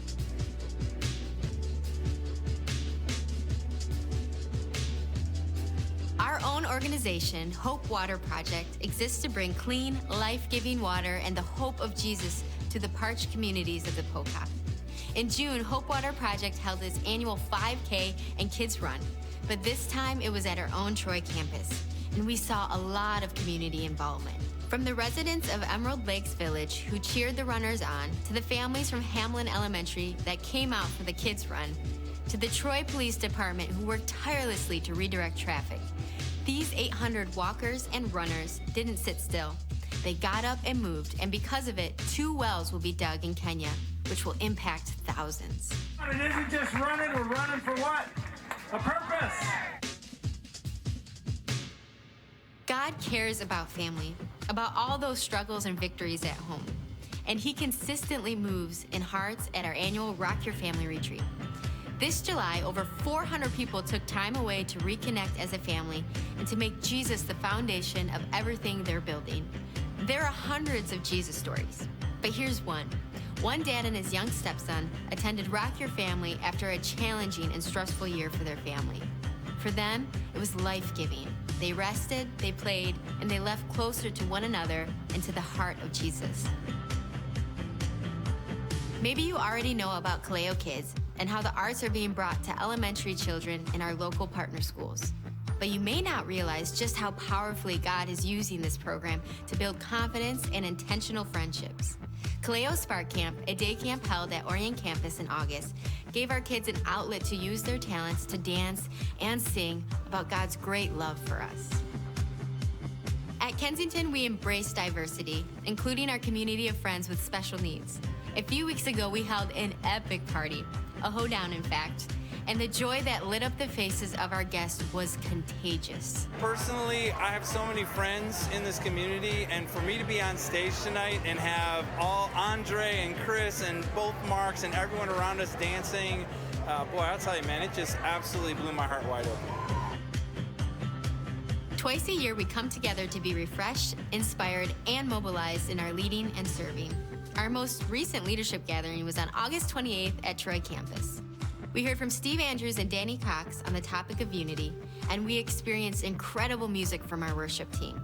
God moved through all of it, and we left energized to continue on this mission to share Jesus. A community of believers who are all bind at one. We're not perfect, but we're all in it together. I never really thought about how much change can actually take place if people are united together and loving each other while doing that.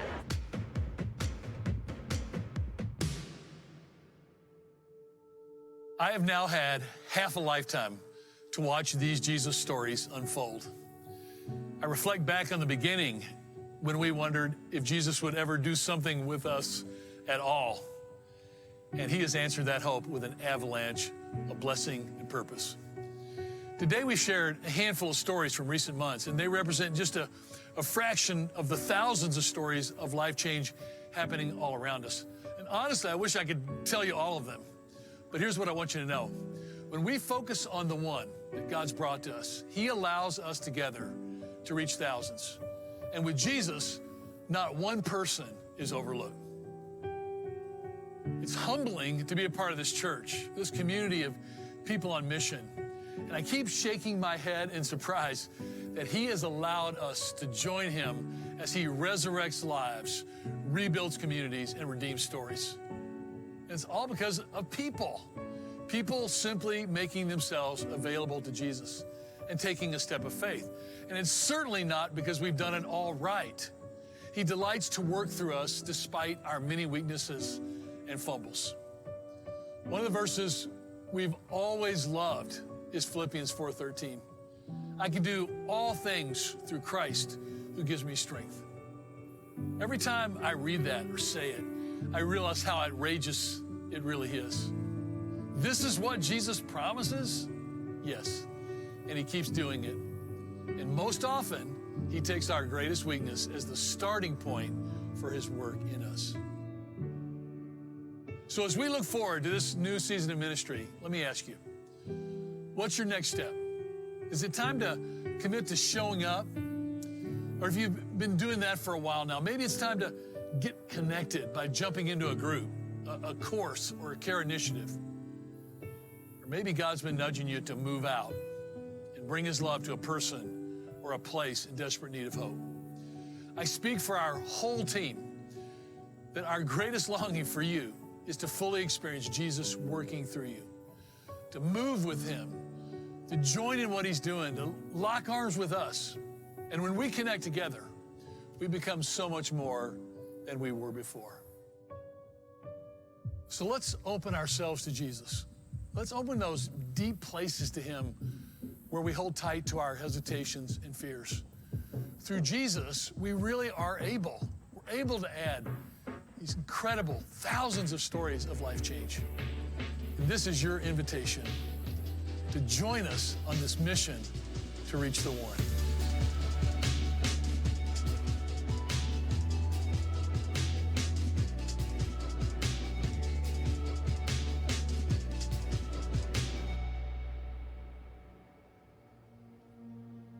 It was so awesome to see that. If you were here last week, you probably saw that video again, but that's really the heartbeat of this place is life change and seeing all of us mobilize so we could become more like Christ and accomplish Christ's vision and mission here on this earth. So if this is your first time here, my name is Ryan. I'm one of the worship leaders here, and I just wanted to say welcome. I hope this is a safe place for you to explore your faith. That's our heartbeat for this space, is that we can encounter God together, but at the same time be at different steps on that discipleship journey. But here in a few moments, we're going to sing a few songs together. So right now, if you guys want to stand up, turn to the person next to you, give them a handshake, tell them what's up, introduce yourself, and we're going to get started here in a little bit. Hey everybody, this is Patrick, and I just wanted to say thanks again for watching our service today online and being a part of this community. Now, we know that you might have some questions as you watch the service today and want to find out a little bit more information about who we are. And so we created an environment for you to do just that. Simply go to startingpoint.today. That's startingpoint.today and fill out that short form, and one of our staff members will reach out to you very shortly and answer any questions that you have about our church and about who we are. Again, thanks so much for watching. We'll be back at the end of the service today to give you a little bit more information, but we'll see you here in just a few minutes. All right, let's get those hands clapping like this. Come on.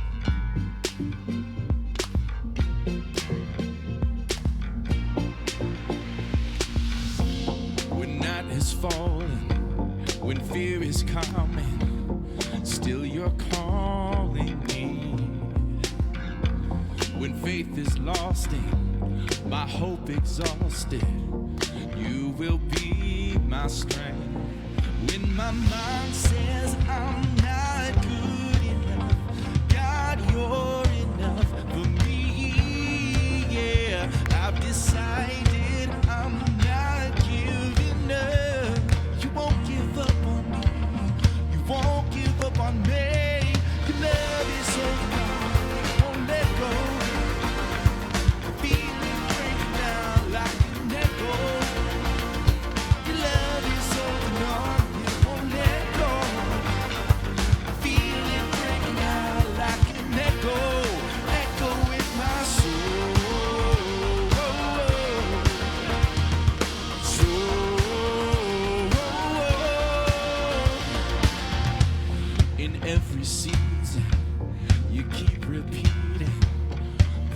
promises to me. But there's no stopping what you have started until it is complete. When my mind says I'm not good enough, God, you're enough for me. Yeah, I've decided I'm not giving up. You won't give up on me. You won't give up on me. Your love is so strong, it won't let go. I feel it breaking out like an echo. Your love is so strong, it won't let go. I feel it breaking out like an echo, echo in my soul.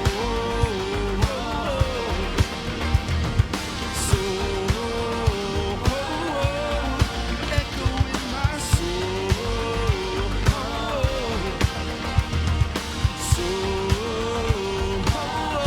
Sit down. When my mind says I'm not good enough, God, you're enough for me. Yeah, I've decided I'm not giving up. You won't give up on me. You won't give up. Come on, every voice.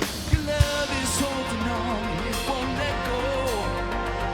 I feel it breaking out like an echo.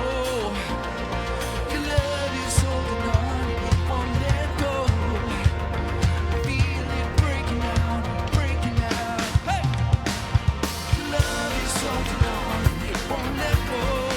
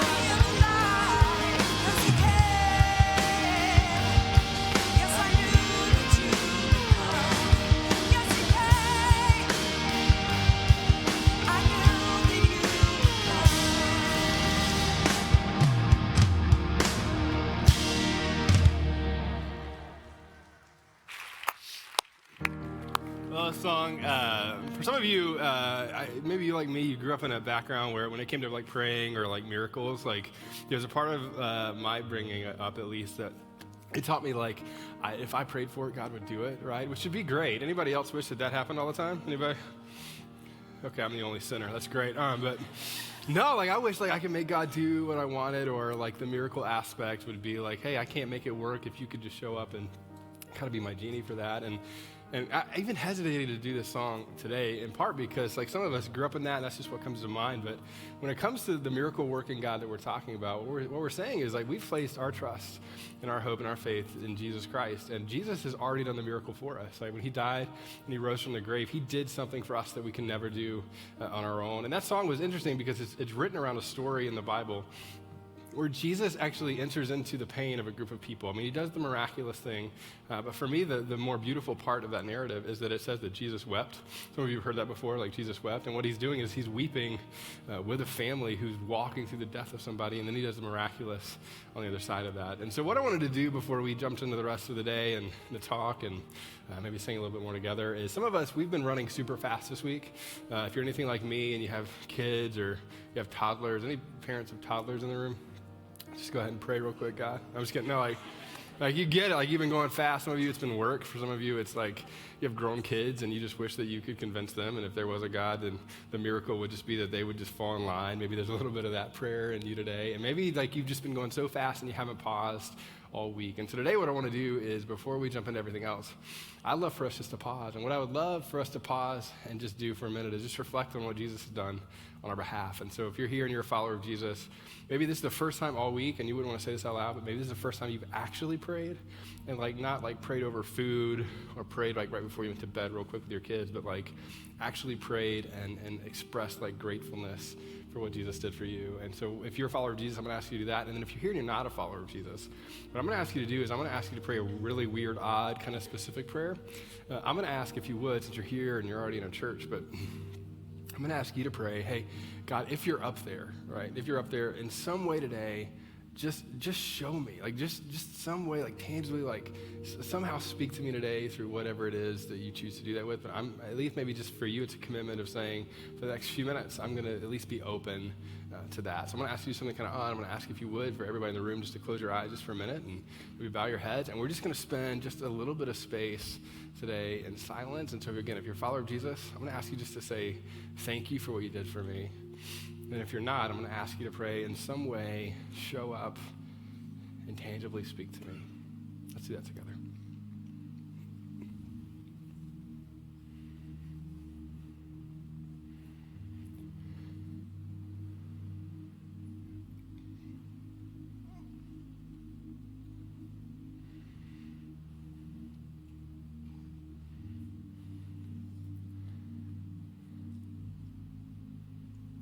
Father, oftentimes in the silence is when the things that we've kind of pushed down kind of most come to the surface.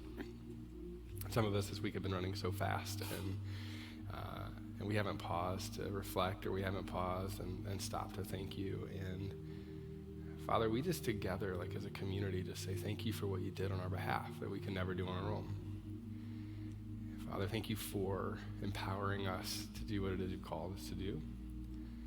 Thank you that we don't have to strive because we are fully loved. Father, I pray for the person in the room who is far away from you in their mind. God, I pray that you would just in some way remind them that they're not, that they can't be, because you're present even in all their doubts and questions and struggles and all of the things that they're feeling. God, I pray that over these next few moments that they would feel comfortable being here with the fullness of their own humanity, and that together we would be reminded that we're all in this thing together, and that you would unite this room, even right now, by your Spirit, and that you would do something in an almost tangible way, in a sense where we walk away from today and just go, we know that something happened because of you. God, we give you our moments together, and we trust you with it. It's in Jesus' name we pray. Amen. And thanks so much for singing with us. Here, do this for me if you would. Turn to 3 or 4 people around you before you have a seat. Give them a high five. Let them know, hey, you look good today. You look great. Turn to your wife. Say it, fellas. I'm hooking you up. And you can go ahead and have a seat. After that, looking great. Loving the fall colors. Bryce, you look good today as well. I should have introduced myself. I'm so sorry. My name is Patrick. By the way, I'm the lead pastor here. We are glad that you are hanging out with us today. For all of you watching online, big shout out to you as well. We're super excited that you're watching with us. Today is going to be a really special day. I'm super excited about it. In part because over the last month and a half, what we've been doing together is we've been sharing stories, and you've been hearing stories of people who have experienced life change at our church. And so we've been doing baptisms, and it's fun. How many of you primarily only come to 11 o'clock? You only come to 11 o'clock? You rarely come to 9? How many of you switch off back and forth depending on how well your kids slept? Yeah, I'm just kidding. Yeah, you get it. Right? So some of you have heard some of these live, some of you see them on video, and what we wanted to do is, even if we just have one in a day, we wanted to capture it, and we wanted us to celebrate together. And today is one of my favorite baptism stories I think that we've had. It's by my friend and yours. His name is Liam, and Liam, I think, is still watching online. He was here at 9. He got baptized at the 9 o'clock, but today is also his birthday. How cool is that? So if we could, real quick, we're going to have you do this a couple of times. Can we just, with the big 11 o'clock, I'm overly caffeinated, scream and shout. Can we say happy birthday to Liam? You ready? 1, 2, 3. Oh, you guys are so primed. You're ready to go. You're way caffeinated. This is going to be fun. Yeah. It's going to be great. Yeah, so we're going to show you his story. You're going to get a glimpse into his story, and then you're going to see his baptism. And I say this at 11 o'clock when we do this. I'm going to need you at the end of the baptism to act like he's live and in person, and then with everything you have, can you celebrate with me with clapping, screaming, cheering, standing on the chairs, whatever it is you feel led to do. But we get excited about life change, especially when it comes to kids. So let's watch Liam's story together.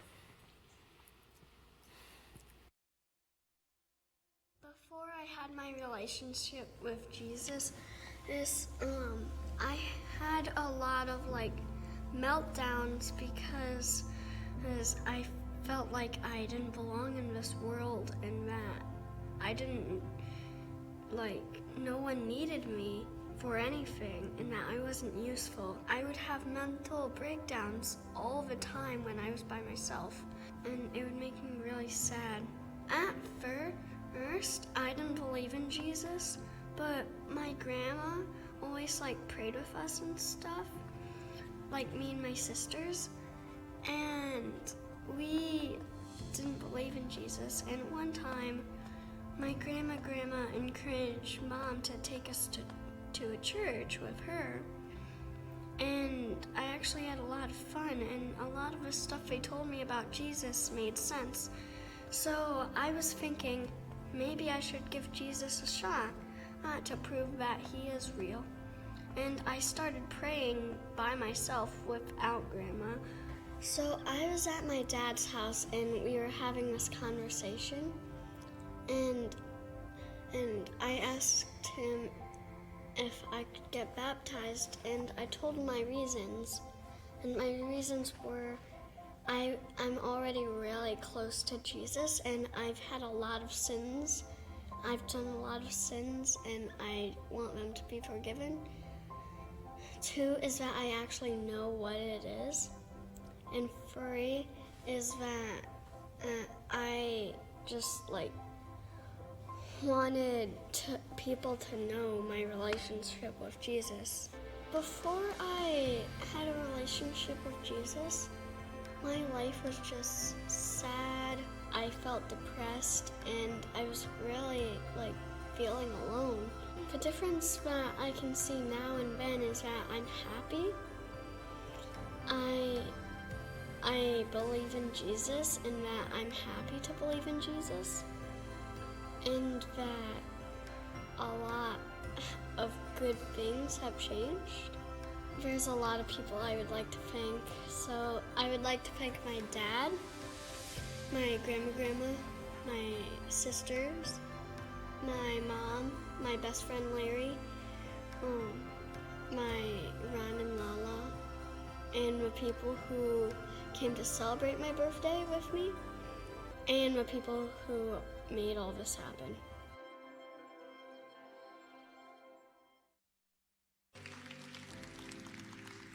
Well, it's awesome to hear your story, Liam, and awesome that we get to celebrate baptism on your birthday. How incredible that we're celebrating not only another year, but also celebrating a new life in Jesus. And it's cool to hear how Jesus has really impacted your life. And I know even just with conversations I've had with your dad, how Jesus is working in your family. And so I just want you to reaffirm, Liam, that you have decided to follow Jesus for all of your days, and you've accepted him as your Lord and Savior. And if so, say, I have. I have. That's awesome. So it is my honor then to baptize you this morning.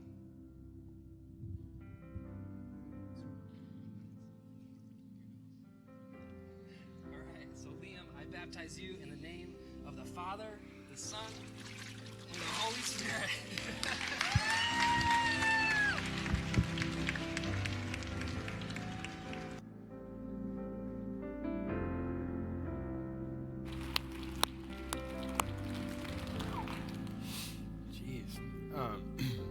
Sorry.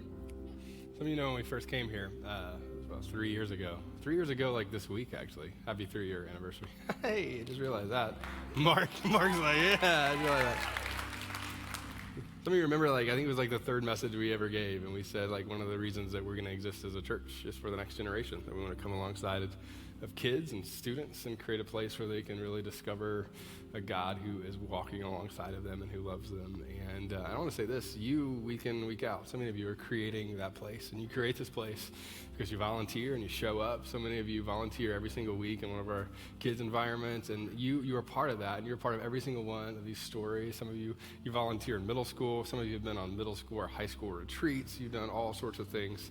And I just wanted to say thank you so much. When you see stories like that, these aren't just random stories. These are stories of people whose lives are changed because God is moving through you and through others in this place. And so I wanted to say thank you so much. And thank you to those of you who give. You give and you make this place possible week in and week out. And I always tell people who are new to our church, if you're new here, you're amongst the most generous people on the planet. A lot of people here actually slice off a portion of their income and give consistently to this place. And so we just wanted to say thank you so much to those of you who partnered with us. So we're going to invite our ushers to move forward, and we're going to receive our offering today. And there's a few ways that you can give here if you've never given before, or if you'd like to be a part of that.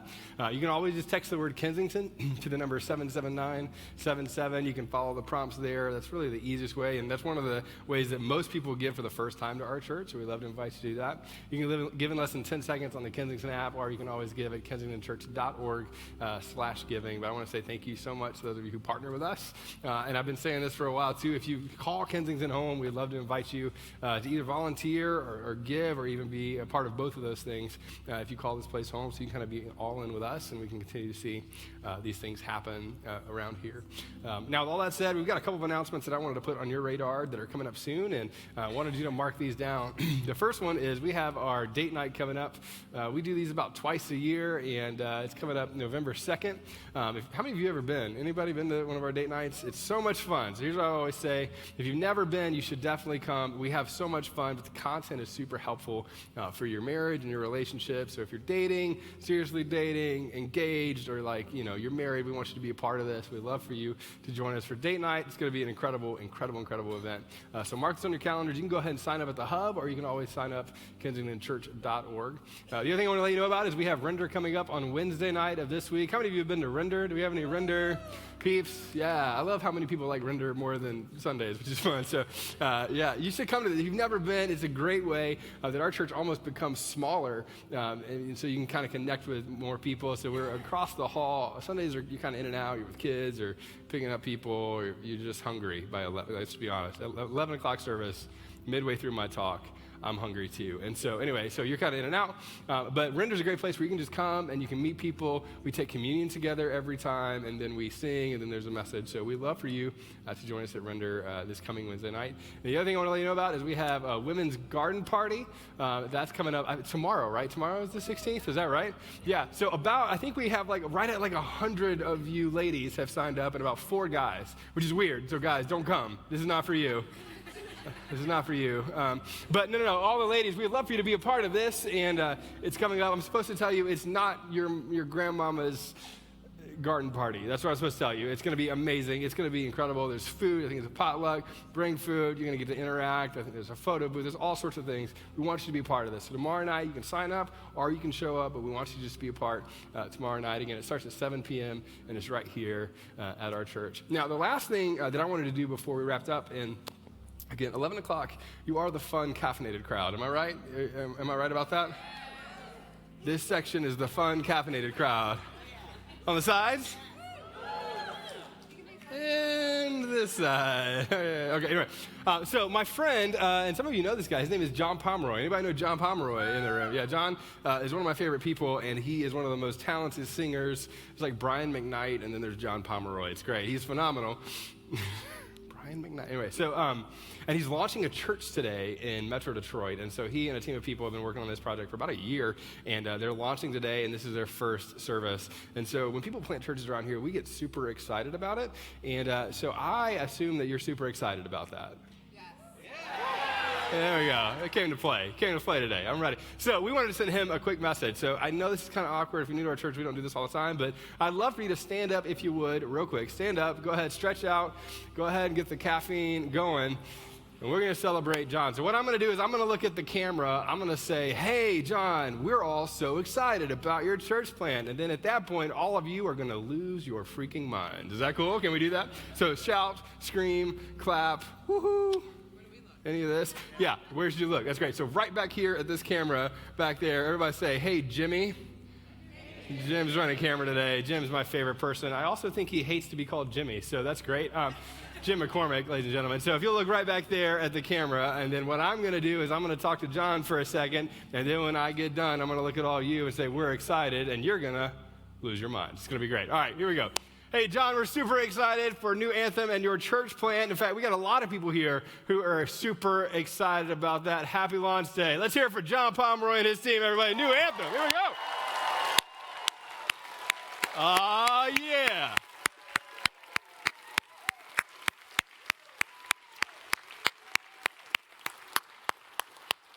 We also wanted to let you know that Traverse City is better than Metro Detroit. Anyway, go ahead and have a seat. Yeah, just kidding.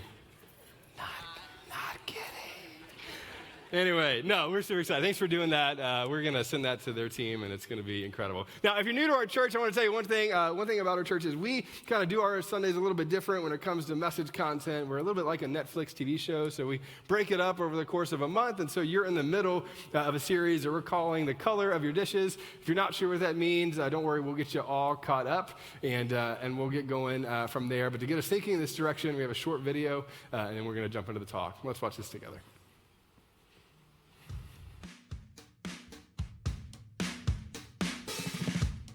The color of your dishes? Who has pulled up a chair and shared a meal on an ordinary day? Jesus didn't just tell people to meet him at the destination point. Instead, he walked with them, broke bread with them, and shared life with them. So, whether you are in a position to give or receive guidance, let's put away the dinner party china and share what's real, ordinary, and authentic in our lives, even if it is chipped and mismatched.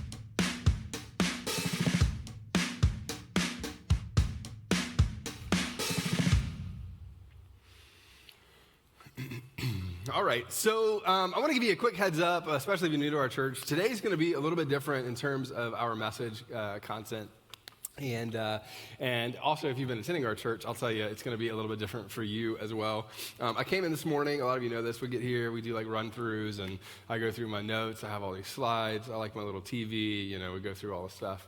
And then after I got done with my part of the run-through, I sat down right over there, and I was kind of thinking about it and kind of praying about it. And we've done this one other time. I kind of ditched all of my notes during run-through, and I was like, I just don't want to talk about that. And so what I felt like I was kind of led to talk about today was a little bit of a different approach to the message. And so if you go, man, that feels a little bit unpolished today, it's because it is. And so today you're going to get kind of like fresh thoughts a little bit on this topic that we're going to talk about. The other thing I was going to let you know about too, and I always like to preface this with people who attend our church. Every once in a while, we're going to look at passages of scripture, but at the end of the talk, it's going to feel uber practical more than like an in-depth, like here's what we're studying this week on the Bible. And I totally understand that, and I know that can be frustrating every once in a while, but we're doing it anyway. So today, what we're going to do is we're going to talk about this, and at the end of the talk, I'm going to challenge you to something, and the challenge is going to be hopefully something that some of you take us up on and that you kind of jump into. Now, I'm going to give you the context, and this is why I changed it,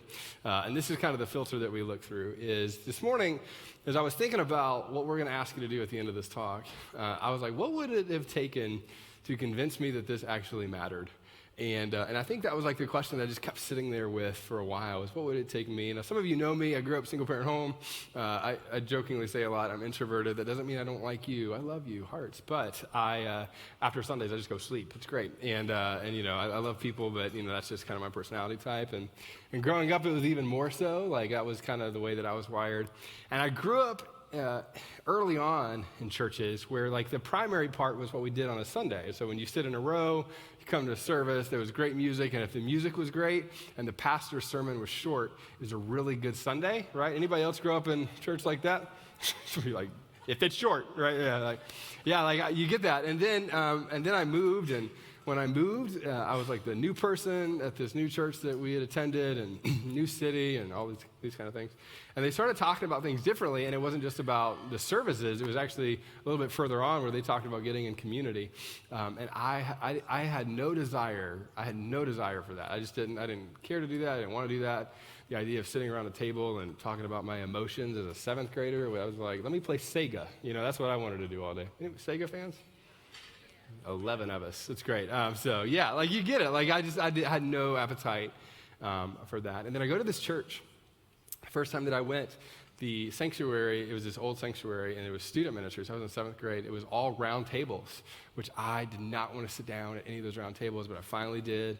And then we sat around, and there was a guy who spoke, and then at the end, we were supposed to talk about it, and there were questions, and we sat around and we talked about it, and there was this whole kind of push towards community as a 7th grader, and something began to shift and change in my heart and in my life that I wasn't expecting at all.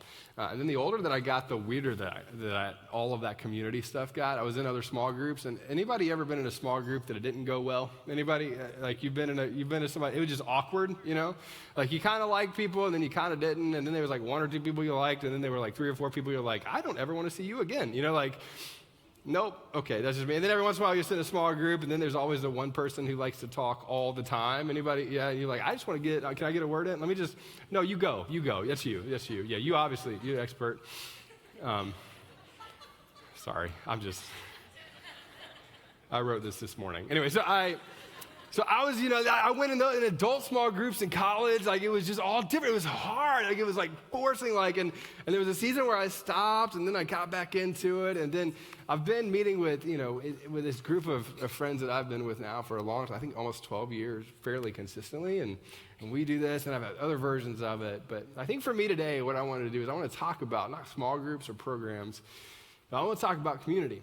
Because at the end of the day, here's what I know about you. Depending on your life stage, what's going on in your life, where you're at, it is easy to ignore this piece of being a follower of Jesus. And I connect those two very, like, deeply together, because I don't think you're supposed to explore faith only on your own. In fact, some of you walked away from faith, and you walked away from faith primarily because you've only been doing it on your own, and you kind of like this internal echo chamber, and you don't really process it with other people. And so today we're going to talk about that. So I'm going to give you, I'll give you the end right off the bat, and I hope you don't check out. I hope you kind of lean into this, because I think this is probably, at least in my mind, one of the most important messages that we'll ever give here. But at the end of the day, I want you to really wrestle down and process through what it means for you to be in community. Now, every guy in here, like all the fellas, can you look at me for 1 second? Right? You've already checked out. So look at me again, real quick. Every guy has. Now, I want to tell you, you're going to go, is he talking to me? I am only talking to you, right? For these next few minutes. And you're going to want to you're going to come in and out, but I'm going to tell you why as we go through this. And we're going to read a passage of Scripture, and then we're going to talk about it. But what we're going to talk about today, I think, is one of the most important things that we'll ever say. Now, to back us up, I want to read you a quote, and it's one of my favorite writers, thinkers. His name is Dallas Willard. He has this amazing quote, and I want to read this to you, and then we're going to unpack what he says and then go from there. He says this. He says, the revolution of Jesus is first and always a revolution of the human heart. So before we get into all of the content that we're going to talk about, what he's saying is this, that when Jesus comes on the scene and what Jesus does in our hearts and in our lives, it's a revolution or an upending of our current status and place in the way that we view the world and in our hearts, right? Which means that Jesus isn't some distant thing. It's not some like intellectual thing only. It's not some like, oh my gosh, maybe one day, or he might be God, he might be like, no. Jesus, right, upends our lives in a lot of ways and transforms our minds and our hearts and deeply in our souls. It says, his revolution does not proceed through the means of social institutions and laws, the outer forms of our existence. Now, let me kind of real quick just break this down, which means that Jesus is not interested in the brand name Kensington as an entity, as a means for only you to find him, right? Now, I love it. I'm a church person. We have branding. It's a cool logo. It's pointed to the all these kind of things. We meet in a building, which is great, especially around February. Like, we're all glad we do that, right? But it's not about the institution or the thing by which you experience God. That's only a means through it. He goes on, intending that these would then impose a good order of life upon people who come under their power, right? It means it transcends a lot of the ways that we view church. And then he goes on and he says this. Rather, his is a revolution of character which proceeds by changing people from the inside through ongoing personal relationship with God and one another. Now, this is why this is so important, and this is really kind of the place that we're going to kind of land for a little while. Which means that you, as a person who explores your own humanity, which all of us explores our own humanity to an extent, it's not just about you and your echo chamber doing that. And it's not even just about you and your podcast doing that, even though that's great. And it's not even about like you and the way that you read things and do Audible, and even though all those things are good too. It's not about you and just collecting information and then just applying information and having this own internal echo chamber. It's about you in relationship and proximity and depth with other people, that your faith gets fleshed out. Now, I'm not saying those things aren't important. In fact, they're incredibly important. And if you were to ask me what I do for fun, that's what I do for fun. I go to Applebee's and I read a book, a blue ribbon brownie and a little bit of ice cream with no chocolate on top. That's what I do. And that's obvious to most of you. Anyway. All right?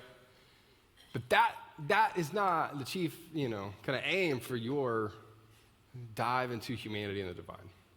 It's, are you processing these things in the context of other people?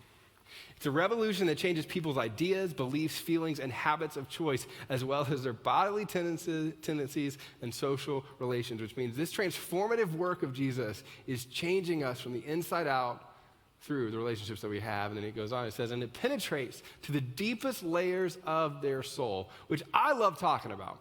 Because I meet with people, again, for fun, who have walked away from Christianity or faith or church, and, I love talking about, you sit across from people and you have these great conversations, and usually it starts out with an intellectual pursuit, which I love, and I think for some people that's all that it is, and I get that. But for most people, that's not all that it is.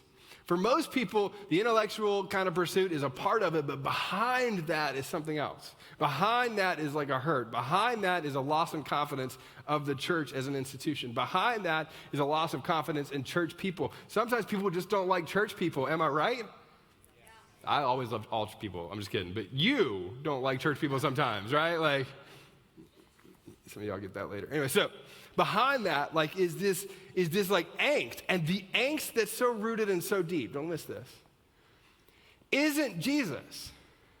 It's everything else around Jesus. Which means that oftentimes when people walk away from faith, it's not simply an intellectual thing. It actually goes deep, and it actually goes to some version or some form of the way they experience Jesus through other people.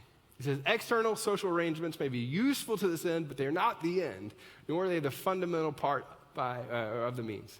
He's saying this, at the end of the day, you will experience Christ through other people. You will experience Christ in your own kind of walk, but your pursuit of your own humanity and understanding that which is beyond you or the divine is not to be processed alone. Which means for some of you, come on, if you're really honest and you're in church, so you can't lie, right? Yeah. You didn't walk away because you're mad at God. You didn't even walk away because you're upset at Jesus. You love Jesus. Jesus is teaching. You're not sure if he's the Son of God, but at the end of the day, you didn't walk away from it because of that. You walked away because either a broken relationship, a lack of relationship, or you weren't processing some of this in the context of people who were in it with you. Now, I want to read some words that Jesus talks about, and the beginning part of this is very controversial even when he wrote it. well, he didn't write it, but when he said it, I guess. And it was captured and then kind of passed on. And the words at the beginning are very controversial because of the way that it paints what happens to our soul when we disconnect. So here's what he says. This is John chapter 15, verse 5 through 17. If you have your phone or your Bible, you can follow along. But let me read it to you. He says, I am the vine and you are the branches. All right, now you're not necessarily talking about trees very often, and I get that, but he's essentially saying, I'm the source, and out of the source, you flow from that source. And if you remain in me and I in you, you will bear much fruit, meaning that if you stay connected deeply to me, that if you stay connected deeply to this vine, then you will experience what I've essentially called you to experience. But apart from me, you can do nothing. And if you do not remain in me, you are like a branch that is thrown away and withers, and such branches are picked up, thrown into the fire, and burned, which, this is the part where it's always awkward because, I've been in churches where Christians are like, preach, tell them, but this is like pain. This should be painful, right? And the reason this should be painful to think about is that essentially what Jesus is saying is that your soul, when disconnected to the source of life, experiences like pain and suffering and death that it didn't have to experience along the way if you would have stayed connected to this source. And he goes on. And if you remain in me and my words remain in you, ask whatever you wish and it will be done for you. I don't think he's talking about like landing a Tesla, I want a Tesla, but I don't think that's what he's not talking about. Like I prayed for it and I won the lottery. That's not it. He's not saying like whatever you ask in my name, like in the name of Jesus, let the Lions win. It's not that. I'm sorry. Any Lions fans? I just really thought that would go over better, but we're just all hurt people about that. That's fine. Yeah, I get it. But he's saying this, you will understand my will and my makeup for the world. And when you understand that, the things that you're asking for almost begin to be transformed. And you ask in some ways differently because you're connected to the source that he's talking about. And this is to my Father's glory, which is the chief end, that you bear much fruit, or that your life reflects and experiences the life that I've called you to live, showing yourselves to be my disciples, learners, pupils, followers. Then he says this. He says, as the Father has loved me, so I have loved you. Now remain in my love. And he says this, and if you keep my commands, you will remain in my love, just as I have kept my Father's commands and remain in his love. And he says this, I have told you this so that my joy may be in you and that your joy may be made complete. Now this theologically is one of like the weirdest things that he could say. Because he's saying, look, if you want to know how well you're connected to this like life-giving source, you will experience joy, and your joy will be made complete. And that's very different than happiness. And you know that's different from happiness because you've met somebody who experiences joy at the same time that they're experiencing pain. And he's saying you will experience joy and essentially a version of peace and centeredness that is beyond you and unexplainable, and your joy will be made complete by being connected to him. And he says, my command is this, and this is where it gets difficult. Love each other as I have loved you. In fact, when he paints this picture of what this is supposed to look like beyond him, he says, look, you love each other. To which their central response is, well, who is each other? And Jesus is like, all of you? Like, even people who disagree with me politically? Yes. Even my weird uncle who posted that on Facebook? I don't know. I'm just kidding. Yes. Even when it's difficult and painful in my marriage and we both want to walk away and it's, yes. Even their kids? Yes. Even my in-laws? Yes. Even the person who betrayed me? Yes. Even the person who hurt me? Yes. You are to live in this reciprocal kind of selfless love. He says, greater love has no one than this, to lay down one's life for one's friends, which he would then do. He says, you are my friends if you do what I command. I no longer call you servants, and don't miss this, because a servant does not know his master's business. A servant is simply a servant and doesn't know the ins and outs. That's not a deep relationship in terms of this friendship. He goes on, no, it's not that. He said, instead, I have called you friends. Anybody remember like the Friend of God song that grew up in church? Do you remember this? I am a friend of God. Anybody? Just me? That's like deep tracks in like church VBS world, right? And it was always so interesting. There was all these like theological debates. Well, can we say that we are friends of God? To which Jesus is like, yes. Which is absurd. Which is weird. Which is what, like, some of you have trouble connecting to your boss.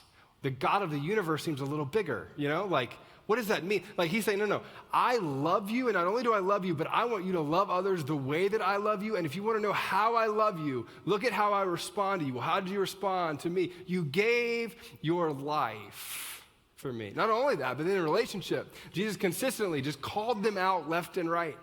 He called out their potential left and right. He got in their business left and right. He did these things. He goes, look, if you want to know how to love and be in a relationship, look at the way that I've modeled my relationship with you. He says, I no longer call you servants because a servant does not know his master's business. Instead, I have called you friends, for everything that I learned from my Father I have made known to you. And you did not choose me, but I chose you and appointed you so that you might go and bear fruit. I chose you, even though you didn't deserve to be chosen as these close disciples or followers of me. I chose you so that you could experience what I've called you to experience. And even in this, he's calling out their potential. You did not choose me, but I chose you and appointed you so that you might go and bear fruit that will last, and so that whatever you ask in my name, the Father will give you. This is my command, and he says these words: love each other. Now, here's my angst, and here's why I think that teaching from Jesus is so important, is you are good at loving people you like, and you are good at loving people that are in your family about 86% of the time, right? And you're good at loving people who agree with you. But some of us, if we're really honest, we rarely ever take a step beyond those interpersonal natural relationships to expand those relationships into places with people that can love us in the way that we need to be loved and call out the potential that needs to be called out in us in community. You were not designed to process your own humanity in an echo chamber. And you were not designed to process your own humanity and your own relationship with Jesus by yourself.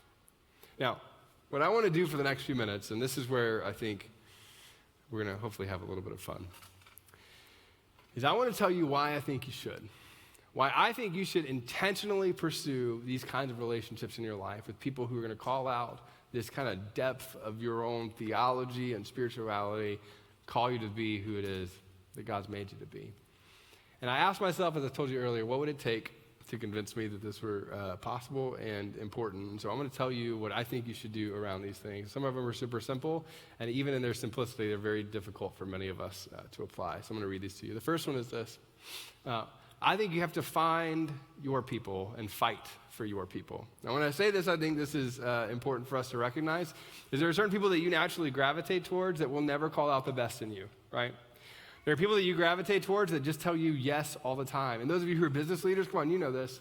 You can hire people that just tell you yes all day, or you can hire people that make your organization better, right? Like, you get this in the business world. But we ignore this so much in our personal lives. How many people around you will actually call out the best in you? I put this in my notes. I said this. Who can look at you right now and tell you that you're wrong? And not like in a nice way, you know? I actually look at you and say, you know what? I think your intentions may be good, but your decision-making was wrong, and it's not leading you to where you should go or where God's called you to go. And then we'll take it a step further. Who knows you enough and loves you enough who can look at you and say, I think your intentions are bad, and you're wrong, and your mama, you know? Like, who can say that to you, you know? Like, who gets to go after you like that because they love you and because they care about you and they want what's best for you? Put in my notes, the other question was this. Who can look at you right now and tell you that you could be better than you currently are? Who looks at you across the table and says, I love you enough to say, you're not currently reaching your potential in this area of your life. You're not currently reaching your potential when it comes to your faith. You're not currently reaching your potential when it comes to you as a dad. You're not currently reaching your potential when it comes to you and dating. You could do this better. Who gets to look at you and say those kinds of things? So I put in my notes, I said this. Those people that you find, your people, need to be diverse in their makeup. You don't need to have 11 versions of you around the table all the time. You need to have people that are different than you, of different age groups than you, who come alongside of you and have different kinds of perspective and wisdom than you do. Again, come on. For those of you who are leaders in the room, especially in the business world, you get this already. You would never fill your executive team with everybody who thought like you unless you were just, I don't know what the word is, but you know what it is, right? Whatever that is, you know? Like, you wouldn't do that. You want people who are going to make you and the organization better. Why would you not pick people around you when it comes to your life to do the same thing? Why would you not do that when it comes to your theology and your faith? Why would you not do that? Because at the end of the day, come on, that part of the depths of your soul matter most.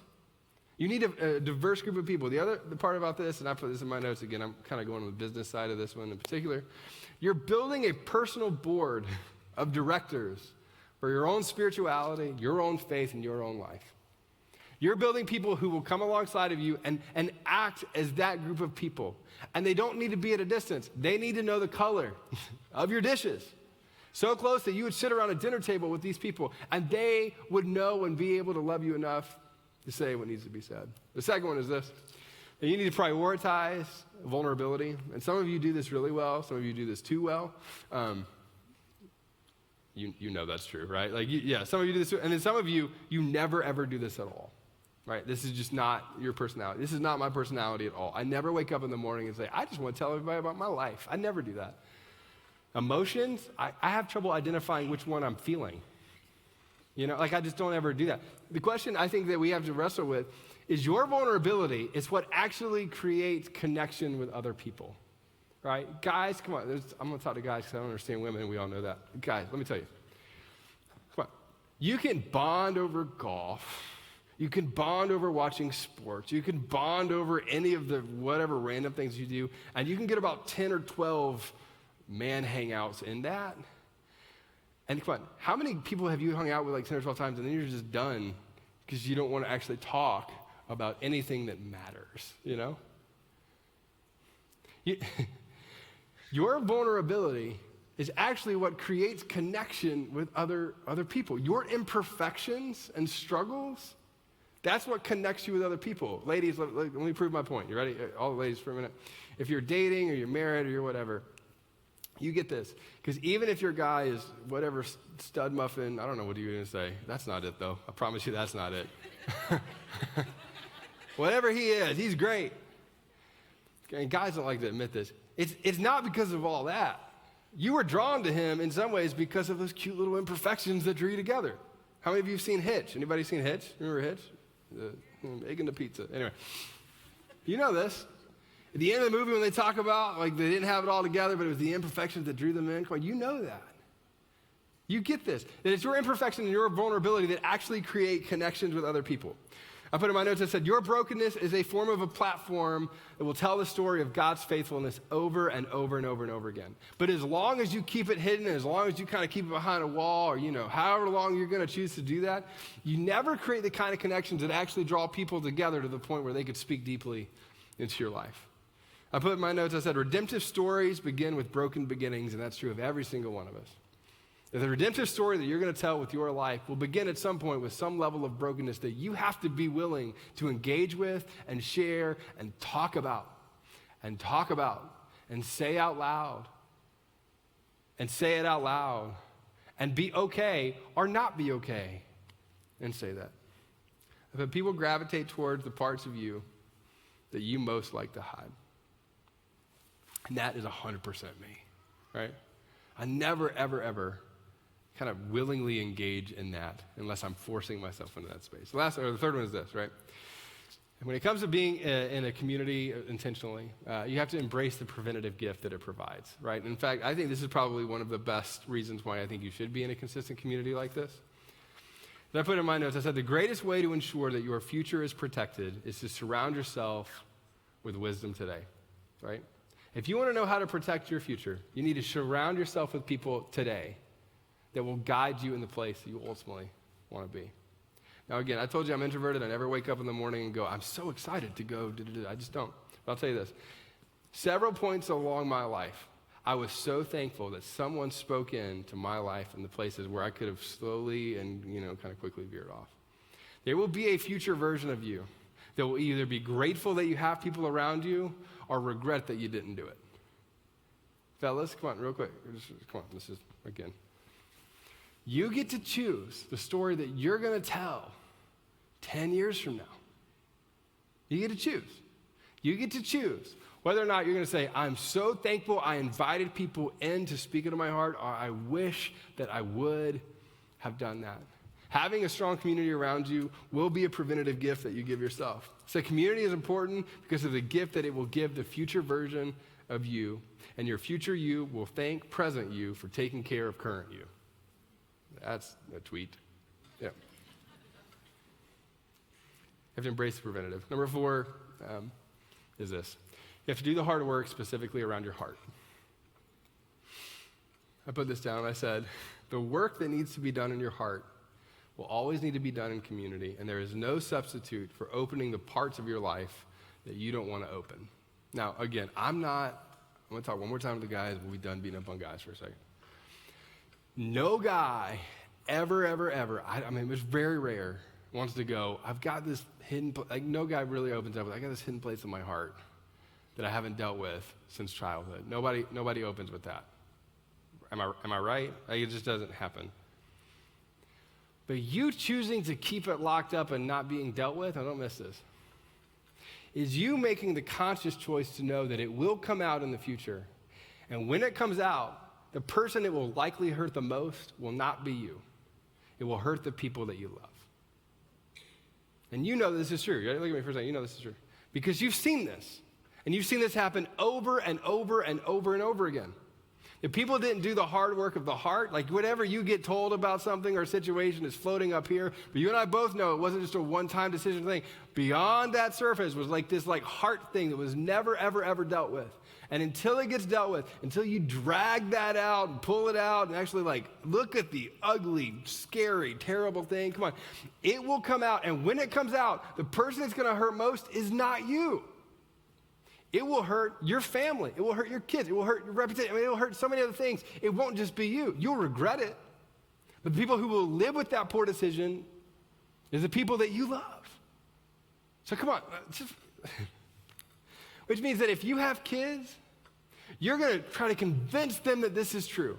You're going to tell them, come on, you're going to try your best not to ever wound them. And if they get wounded, you're going to tell them they got to do this. And if somebody comes to you, you're going to say, you should do this. And then we just ignore it all over the place when it comes to ourselves. Let me say it to you like this. If you were sick and there was something inside of you that was making you sick, what you would want the doctor to do is go, there's that thing that's making you sick.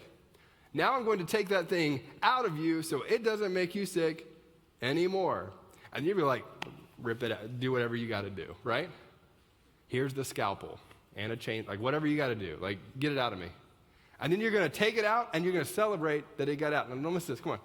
But when it comes to our faith, when it comes to our character, when it comes to our well-being, come on, we don't do that. We just it's there, I'm going to kind of ignore it. I'm going to ignore it for a while until it comes out, and then when it comes out, it just wreaks havoc on everybody. Now, come on, just for a second. Your wife, if she has sisters, after you're dead and gone, will tell the real story about you. Am I right? Wives with sisters, they won't tell everybody else. Everybody else, they're going to be fine. They tell a great story, it'd be great, it'd be beautiful. But to their sisters, they're going to tell the real story. And when they tell the real story connected to that will be connected to whether or not you dealt with that kind of stuff. And it's painful and it's uncomfortable and nobody likes to look at it. Nobody likes to admit that was in 7th grade and the math teacher didn't like me. Nobody likes that, Or I feel insecure about ... Or I'm scared that I won't ... Or I don't like this part of me ... But until you deal with those things, now come on, you're literally just sitting with a time bomb that will one day go off, and when it goes off, it will wreak havoc on the people around you. And you get to choose, you get to choose to say, I'm not going to be that story. Last one is this, and I wish it was a short statement. It's not, but this is the last thing. If there is a person right now, who needs your story, your wisdom, and your comfort, There's a part of being deeply connected in community that's about you, and then there's a part that's about other people. The parts of you that you're most proud of, no, don't miss this just for a second. The parts of you that you're most proud of were not because you were a good person, likely, or because you have it all together, likely. It was because somebody else embraced this and spoke into your life, or lived this way with your life, or leaned into you in this way. Now, come on. There's a person right now who needs to hear that your story and the brokenness, the vulnerability that comes with it, and goes, oh, there's somebody else. That gets to look at you and go, oh, me too.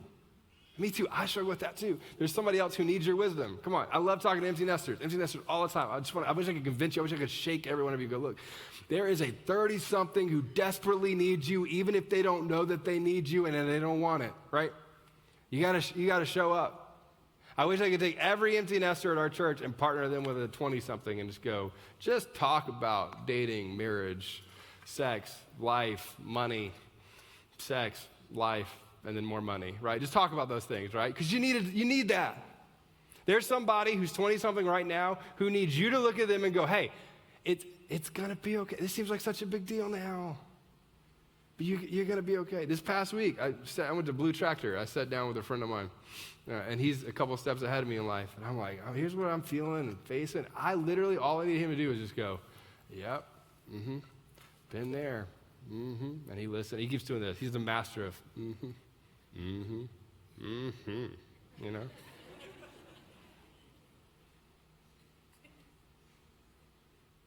Parents of toddlers need to be reminded that sleep training doesn't last forever. I think you get the point. They need to be reminded it's going to be okay. They need to be reminded that they're not alone. They need to be shown the way. And you do too. No matter what phase of life you're in, you need someone to come alongside of you and share their story and their wisdom in their life with you. So, I felt this a lot growing up. Most of you know my story. If you don't, I grew up single parent home, always just me and my mom. I get to 7th grade when we were at this school, and I was a middle school basketball player, which is surprising for a lot of us, but I started. Hey. And we had this coach, and this coach was amazing. And right around the time that I hit 7th grade is when I realized, for real realized that I didn't have a dad. And when you grow up, I mean, some of you know this, there's a point when you're becoming a man where you're like, I need to talk to a man about this, you know? You don't want to get the sex talk from your mom. And then when you start shaving, you don't want to learn on your mom's Venus. You just don't want to do that, right? That's just not, nobody wakes up and is like, I'm so proud. I'm so more masculine today. I jacked my mom's Venus and shaved. Nobody gets excited about that. And I was angry, and not a little bit angry as a 7th grader. I was real angry. And some of you have angry 7th graders, right? And I didn't even know why. I was just angry. And it was directed at my mom a lot of times. I would say things, and as I was saying it, I would both simultaneously regret it and feel shame. And then once I stopped wounding her enough to do it, I would start doing it to other people. And so one day I decided, not intentionally, but I just decided this was coming out to a coach. And I was a sassy 7th grader already. And so I'm on the basketball court, and he said something I didn't like, and I mouthed off. And not only did I mouth off, but I really mouthed off. And then he said something else that I didn't like, and then I stopped talking, which was worse, because then I decided to email him. So I emailed my teacher, who was also my basketball coach, this long 4-page email from pacman1356@aol.com.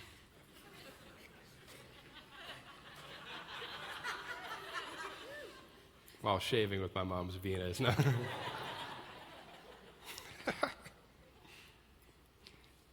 What's interesting about my coach, though, and he had shared this over and over again, was he grew up in a single-parent home, too. Never even met his dad. Very similar story. Part of the reason I was angry with him and, letting it go to him was because, it was kind of a little bit of a cry for help. And so this 4-page email, I knew exactly where to hit him because this is how I would hit me. And I said things that were awful, and I used every profanity I could possibly use, but not even in a roundabout way, but a for real, surgeon, Jackie Chan. I'm done with that. And I sent it, and for 3 hours, I felt like I was the man, you know? I'm the man, you know, that sort of thing going. I was feeling great, and then I woke up at 3 a.m., and I was like, oh crap, you know? Then I went to school the next day, and first period, I think he just made me wait for it, you know? Nothing happened, I'm like scared. And then the second period, he shows up to my class, and he like kind of pounds on the door, and he comes in, and I knew exactly who he was coming after, and he came after me, you know? He said, hey, I'd like to talk to you in the hall. I was like, okay, great, let me clean my pants first, but awesome. And he's a big guy, like he was more of a football player than a basketball player. And I walk out in the hall, and he looks at me. And he had every right to both kick me off the team. He had every right to just lay into me. And you know this too. Some of you had dads like this, that they would teach you a lesson, you know, like I'm gonna teach you. All right. I haven't told this story before. But he got emotional, and he looks at me, and he said, you know, that's not who you are. That's not who you are. You're angry, and you can be angry. You can choose how long you're going to be angry. You can be angry. You get it. You have a right to be angry. But then he looked at me, and he was like, but that's not who you are. And then he spent the next 10 to 15 minutes just calling out my potential over and over and over again, and reaffirming who he thought I actually was. And at the end of that conversation, you know, it feels a little bit like, which I know it, I mean, you know, I get that it feels a little over dramatic, but at the end of the conversation, it feels a little bit like, what's the movie with Robin Williams? Is it Robin Williams? He's Good Will Hunting. Yeah, it's one of my favorite movies. I don't know if I should recommend that, but it's a great movie. Anyway, a little bit like that. He's like walking down the hall at the end of this, and I look at him, I was like, hey, do I still get to have a spot on the team? You know, like that's what I cared about, you know. And he looks at me and he says, you can play on my team any day, as long as you want. You're on my team. And that's when I broke. I was like, you were extending grace to me I didn't deserve. You called out my potential, which I didn't deserve. You changed the trajectory of where I was going. So here's what I would say to you. His name was Nathaniel. You get to be a Nathaniel to somebody. Not 100 people probably, not 1,000 people probably, but you get to be a Nathaniel to somebody or someone's. And then when you get community with other people and they share their life with you and you share your life with them, you get to be that person to other people if you choose to. But many people don't. Many Christians don't. Many people who say they're followers of Jesus don't do that. And I would just go, you get to do this if you're intentional about it, if you choose to do it. If you say, I'm going to prioritize community, like I'm going to prioritize actually fighting to find my people. And I'm going to prioritize it by going, you know what, like I know it's busy and I know it's hectic and I know it's crazy and I know it's hard, but I'm going to do that. I'm going to prioritize vulnerability, which every time that I'm vulnerable, it's a priority that I had to choose to do. I just don't naturally do that.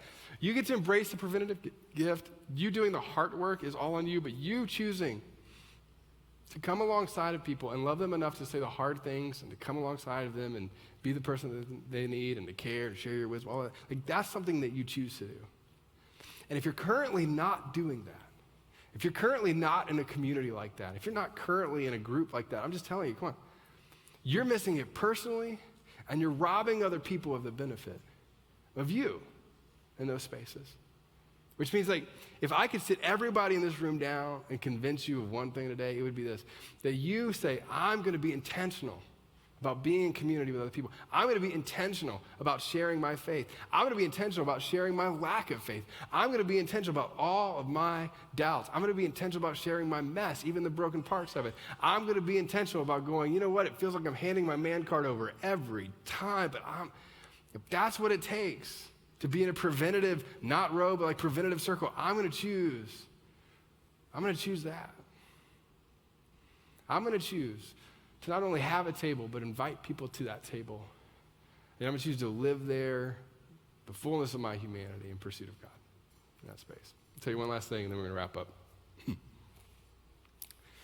A few years back, both my roommates from college, our families all lived within about a 3-mile radius, so it felt a little bit like a commune, but it was great. And we all kind of started having kids around the same time and newly married and living in small apartments. And there was one night in particular where we sat around the table and I don't know that we planned it this way, but we sat around and we just started like genuinely talking. And one person was vulnerable first, and then it kind of like snowballed, and we were all kind of there. And then we started like really having conversations about future and who we want to become and what that looks like. And then we opened up the Bible. We didn't try to tackle the entire chapter. We kind of read through a few verses together and asked, like, what does that actually mean? And there was, I don't like to tell this part of it, but there was zero part of me that wanted to do it.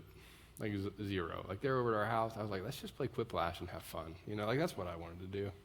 You don't know what Quiplash is, you should look at that. And we sat there around this table, and by the end of it, the only word that I know how to describe it as is like this like actual sacred moment. Like it wasn't perfect, it wasn't overly spiritual, but it felt sacred. And it felt sacred because there was something happening that was beyond surface level. It felt deeply connected to the soul. And I remember at the end of that night, as we started talking about it, we were actually at the verge of all moving to different places in different parts of the country. But what we said was, we want to continue this with us, that we hope that table becomes like expansive. There's not just one dinner table, but that dinner table like grows and grows and grows. It seems to get bigger, and there's more people invited to it. And that we create tables of our own wherever it is that we go, and that people show up around a dinner table, not just knowing the color of our dishes, but knowing like the depths of our hearts and our soul. And I would say to some of you in the room, some of you have no desire for that. And if I could convince you of something today, it's that even if you don't have a desire of it, you should do it anyway. Kind of like exercise. For me, yeah. Some of you long for it, but you've just not been intentional about seeking it out. And for you, you need to take that step. And for others of you, if you're really honest, you're just afraid. And you wouldn't say that you're afraid because for whatever reason you would say that you're not afraid, but deep down you're just afraid that if somebody got like that close or saw that part, then what would they actually think? But here's my challenge to you. Follower of Jesus, not a follower of Jesus, wherever you are on the faith spectrum, is that today you would choose to take a step in that direction. Because for some of you, 10 years from now, this will be the day that you look back on and go, I'm so glad that I did. For some of you, you will never even know the things that were prevented in your life because you decided to take that step. But if your family would have known, they would stand up and say thank you. For some of you, it would just feel like the weight is released of the things that you've been carrying in your heart for too long. And you would thank yourself. I put it in my notes, I said this way, and I know it's a cheesy line, but this is what I kind of wish for you, is that your future you will thank present you for taking care of you right now. Come on. Your future you will thank present you for taking care of you. And so what I hope that you do, come on, is that you choose it. For some of you, the first step, and I'm not trying to like sell programs, it's really not. For some of you, it really is going, I'm going to show up to the garden party tomorrow. Hanging out with 100 other women is not what I want to do. But I'm going to do it to start those relationships because it matters. And you're going to go, and internally, you're going to be kicking and screaming, but on the outside, you're going to smile. But internally, it's going to like, and then there'll be a moment where it breaks and it'll matter. Guys, come on, just come on. You never really want to do this. But the best thing that you could do is say, I'm going to show up, and I'm going to lead our family to be a part of a group, a small group, something to show up with other people. Some of you are newly married, or you're young adults. You're like, I don't do that. The best thing that you could do is to do this.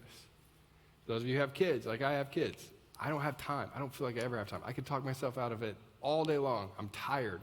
I'm just tired. I'm tired. I'm tired. I'm tired. Right? But it matters. Come on. So what we're going to do is I'm going to do something a little bit different to end our time together, and I know it's going to be different. But today what I want you to do more than anything else is I want you to take a step towards this. Now, we've got a thing in the lobby where you can sign up for some of these things and you can be a part of it. That's great. There's one thing in the lobby that's not there, but just tell us that you want to be a part of it. I was having a conversation with a friend the other day. We were like, what if we just got a group of guys, we went to the warehouse and we just talked about stuff? I'm like, score. Let's do that.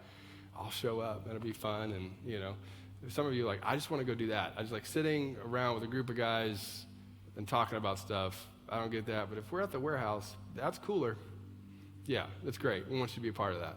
Let us know that you're going to do that, and we'll go do it, right? Some of you, again, you just need to go, we're going to get in a couple small group, and we're going to like commit to it for 6 weeks. That's it. 6 weeks. You get me for 6 weeks, and then after that, I don't know. That's great. Take that next step. Some of you, it really is like the garden party thing that I said. You just need to show up with a bunch of women and go, hi.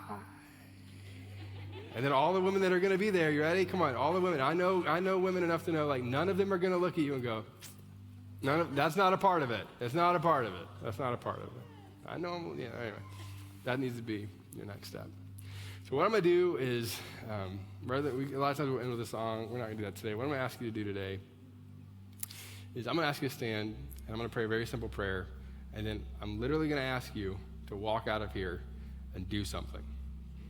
Even if you're in a group or some sort of thing right now, just text the people like, hey, I'm glad that we have this thing. Let them know that. That's great. But if you're not, I want you to take a step and go do it right now. So I'm going to ask you to stand.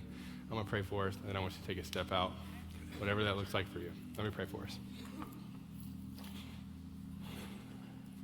Father, there are some things when it comes to faith that feel easy, some parts of faith that feel incredibly difficult, and some things that we absolutely just don't want to do. The person in this room that does not want to do this, pray that they would do it anyway. I pray for every introvert in the room who the entire time that I was talking was trying to avoid eye contact. I ask that they would move in this direction too. Pray for every guy in the room who has stuff in their heart that they've never dealt with. I pray that you would just upend all of it. Bring it all to light. And God, as you do that, I ask that you bring people around them who call out the best in them, love them the way they need to be loved, and make them better men. I pray for the person in here who's not a follower of you, and they have all sorts of doubts and questions, and it's legitimate. I mean, they have real doubts and real questions and real struggles in this. What I ask is that they would say and commit to bringing the fullness of those doubts and questions, their own humanity, to whatever kind of community that you're calling them towards, and that at the very least that they would just be willing to like lay all of that on the table and say, this is where I am. And then as they do that, that they would be surrounded by people who love them exactly where they are. And that through that process that you would lead them to experiencing you. Not just knowing more, but just like experiencing you through other people. God, we love you and we thank you for what you're going to do. Give us the courage, the bravery, the gumption, the discipline, all of the things to be able to do this. It's in Jesus' name we pray. Amen. Thanks so much for being here today. If you want to be involved and take a step today, right outside in the lobby, there's an area that you can go to. Let us know if you want to be at the warehouse. We'll tell you more details about that soon. Thanks so much. See you soon. Thank you so much for watching online. We're so glad that you decided to join us today, and we hope that you enjoyed your experience with us as well. As we talked about this today, we talked about taking the next step, getting a community, getting a group. We think that's true of you as well. If you're not here in Northern Michigan, maybe you watch this consistently online, what we'd love to invite you to do is, what would it look like for you to maybe do a watch party? Maybe you watch this with a group of people at your house, or you watch a service or a message, and you talk about it and experience maybe a dinner party together. We would love to invite you to be a part of that. If you've never thought about that, or if you've never done it and want to take a next step, just let us know. You can comment in the comment section below, or you can email us. You can always go to kensingtonchurch.org, contact us, reach out through there. One of our staff members will reach out to you and give you more information about what that looks like. Also want to invite you, if you're not currently doing so, to follow us on social media. We're on Facebook, Instagram, and Twitter. It's really the best places you can find out more information about our church, all that's going on around here. Again, thanks so much for watching. We'll see you right back here next week.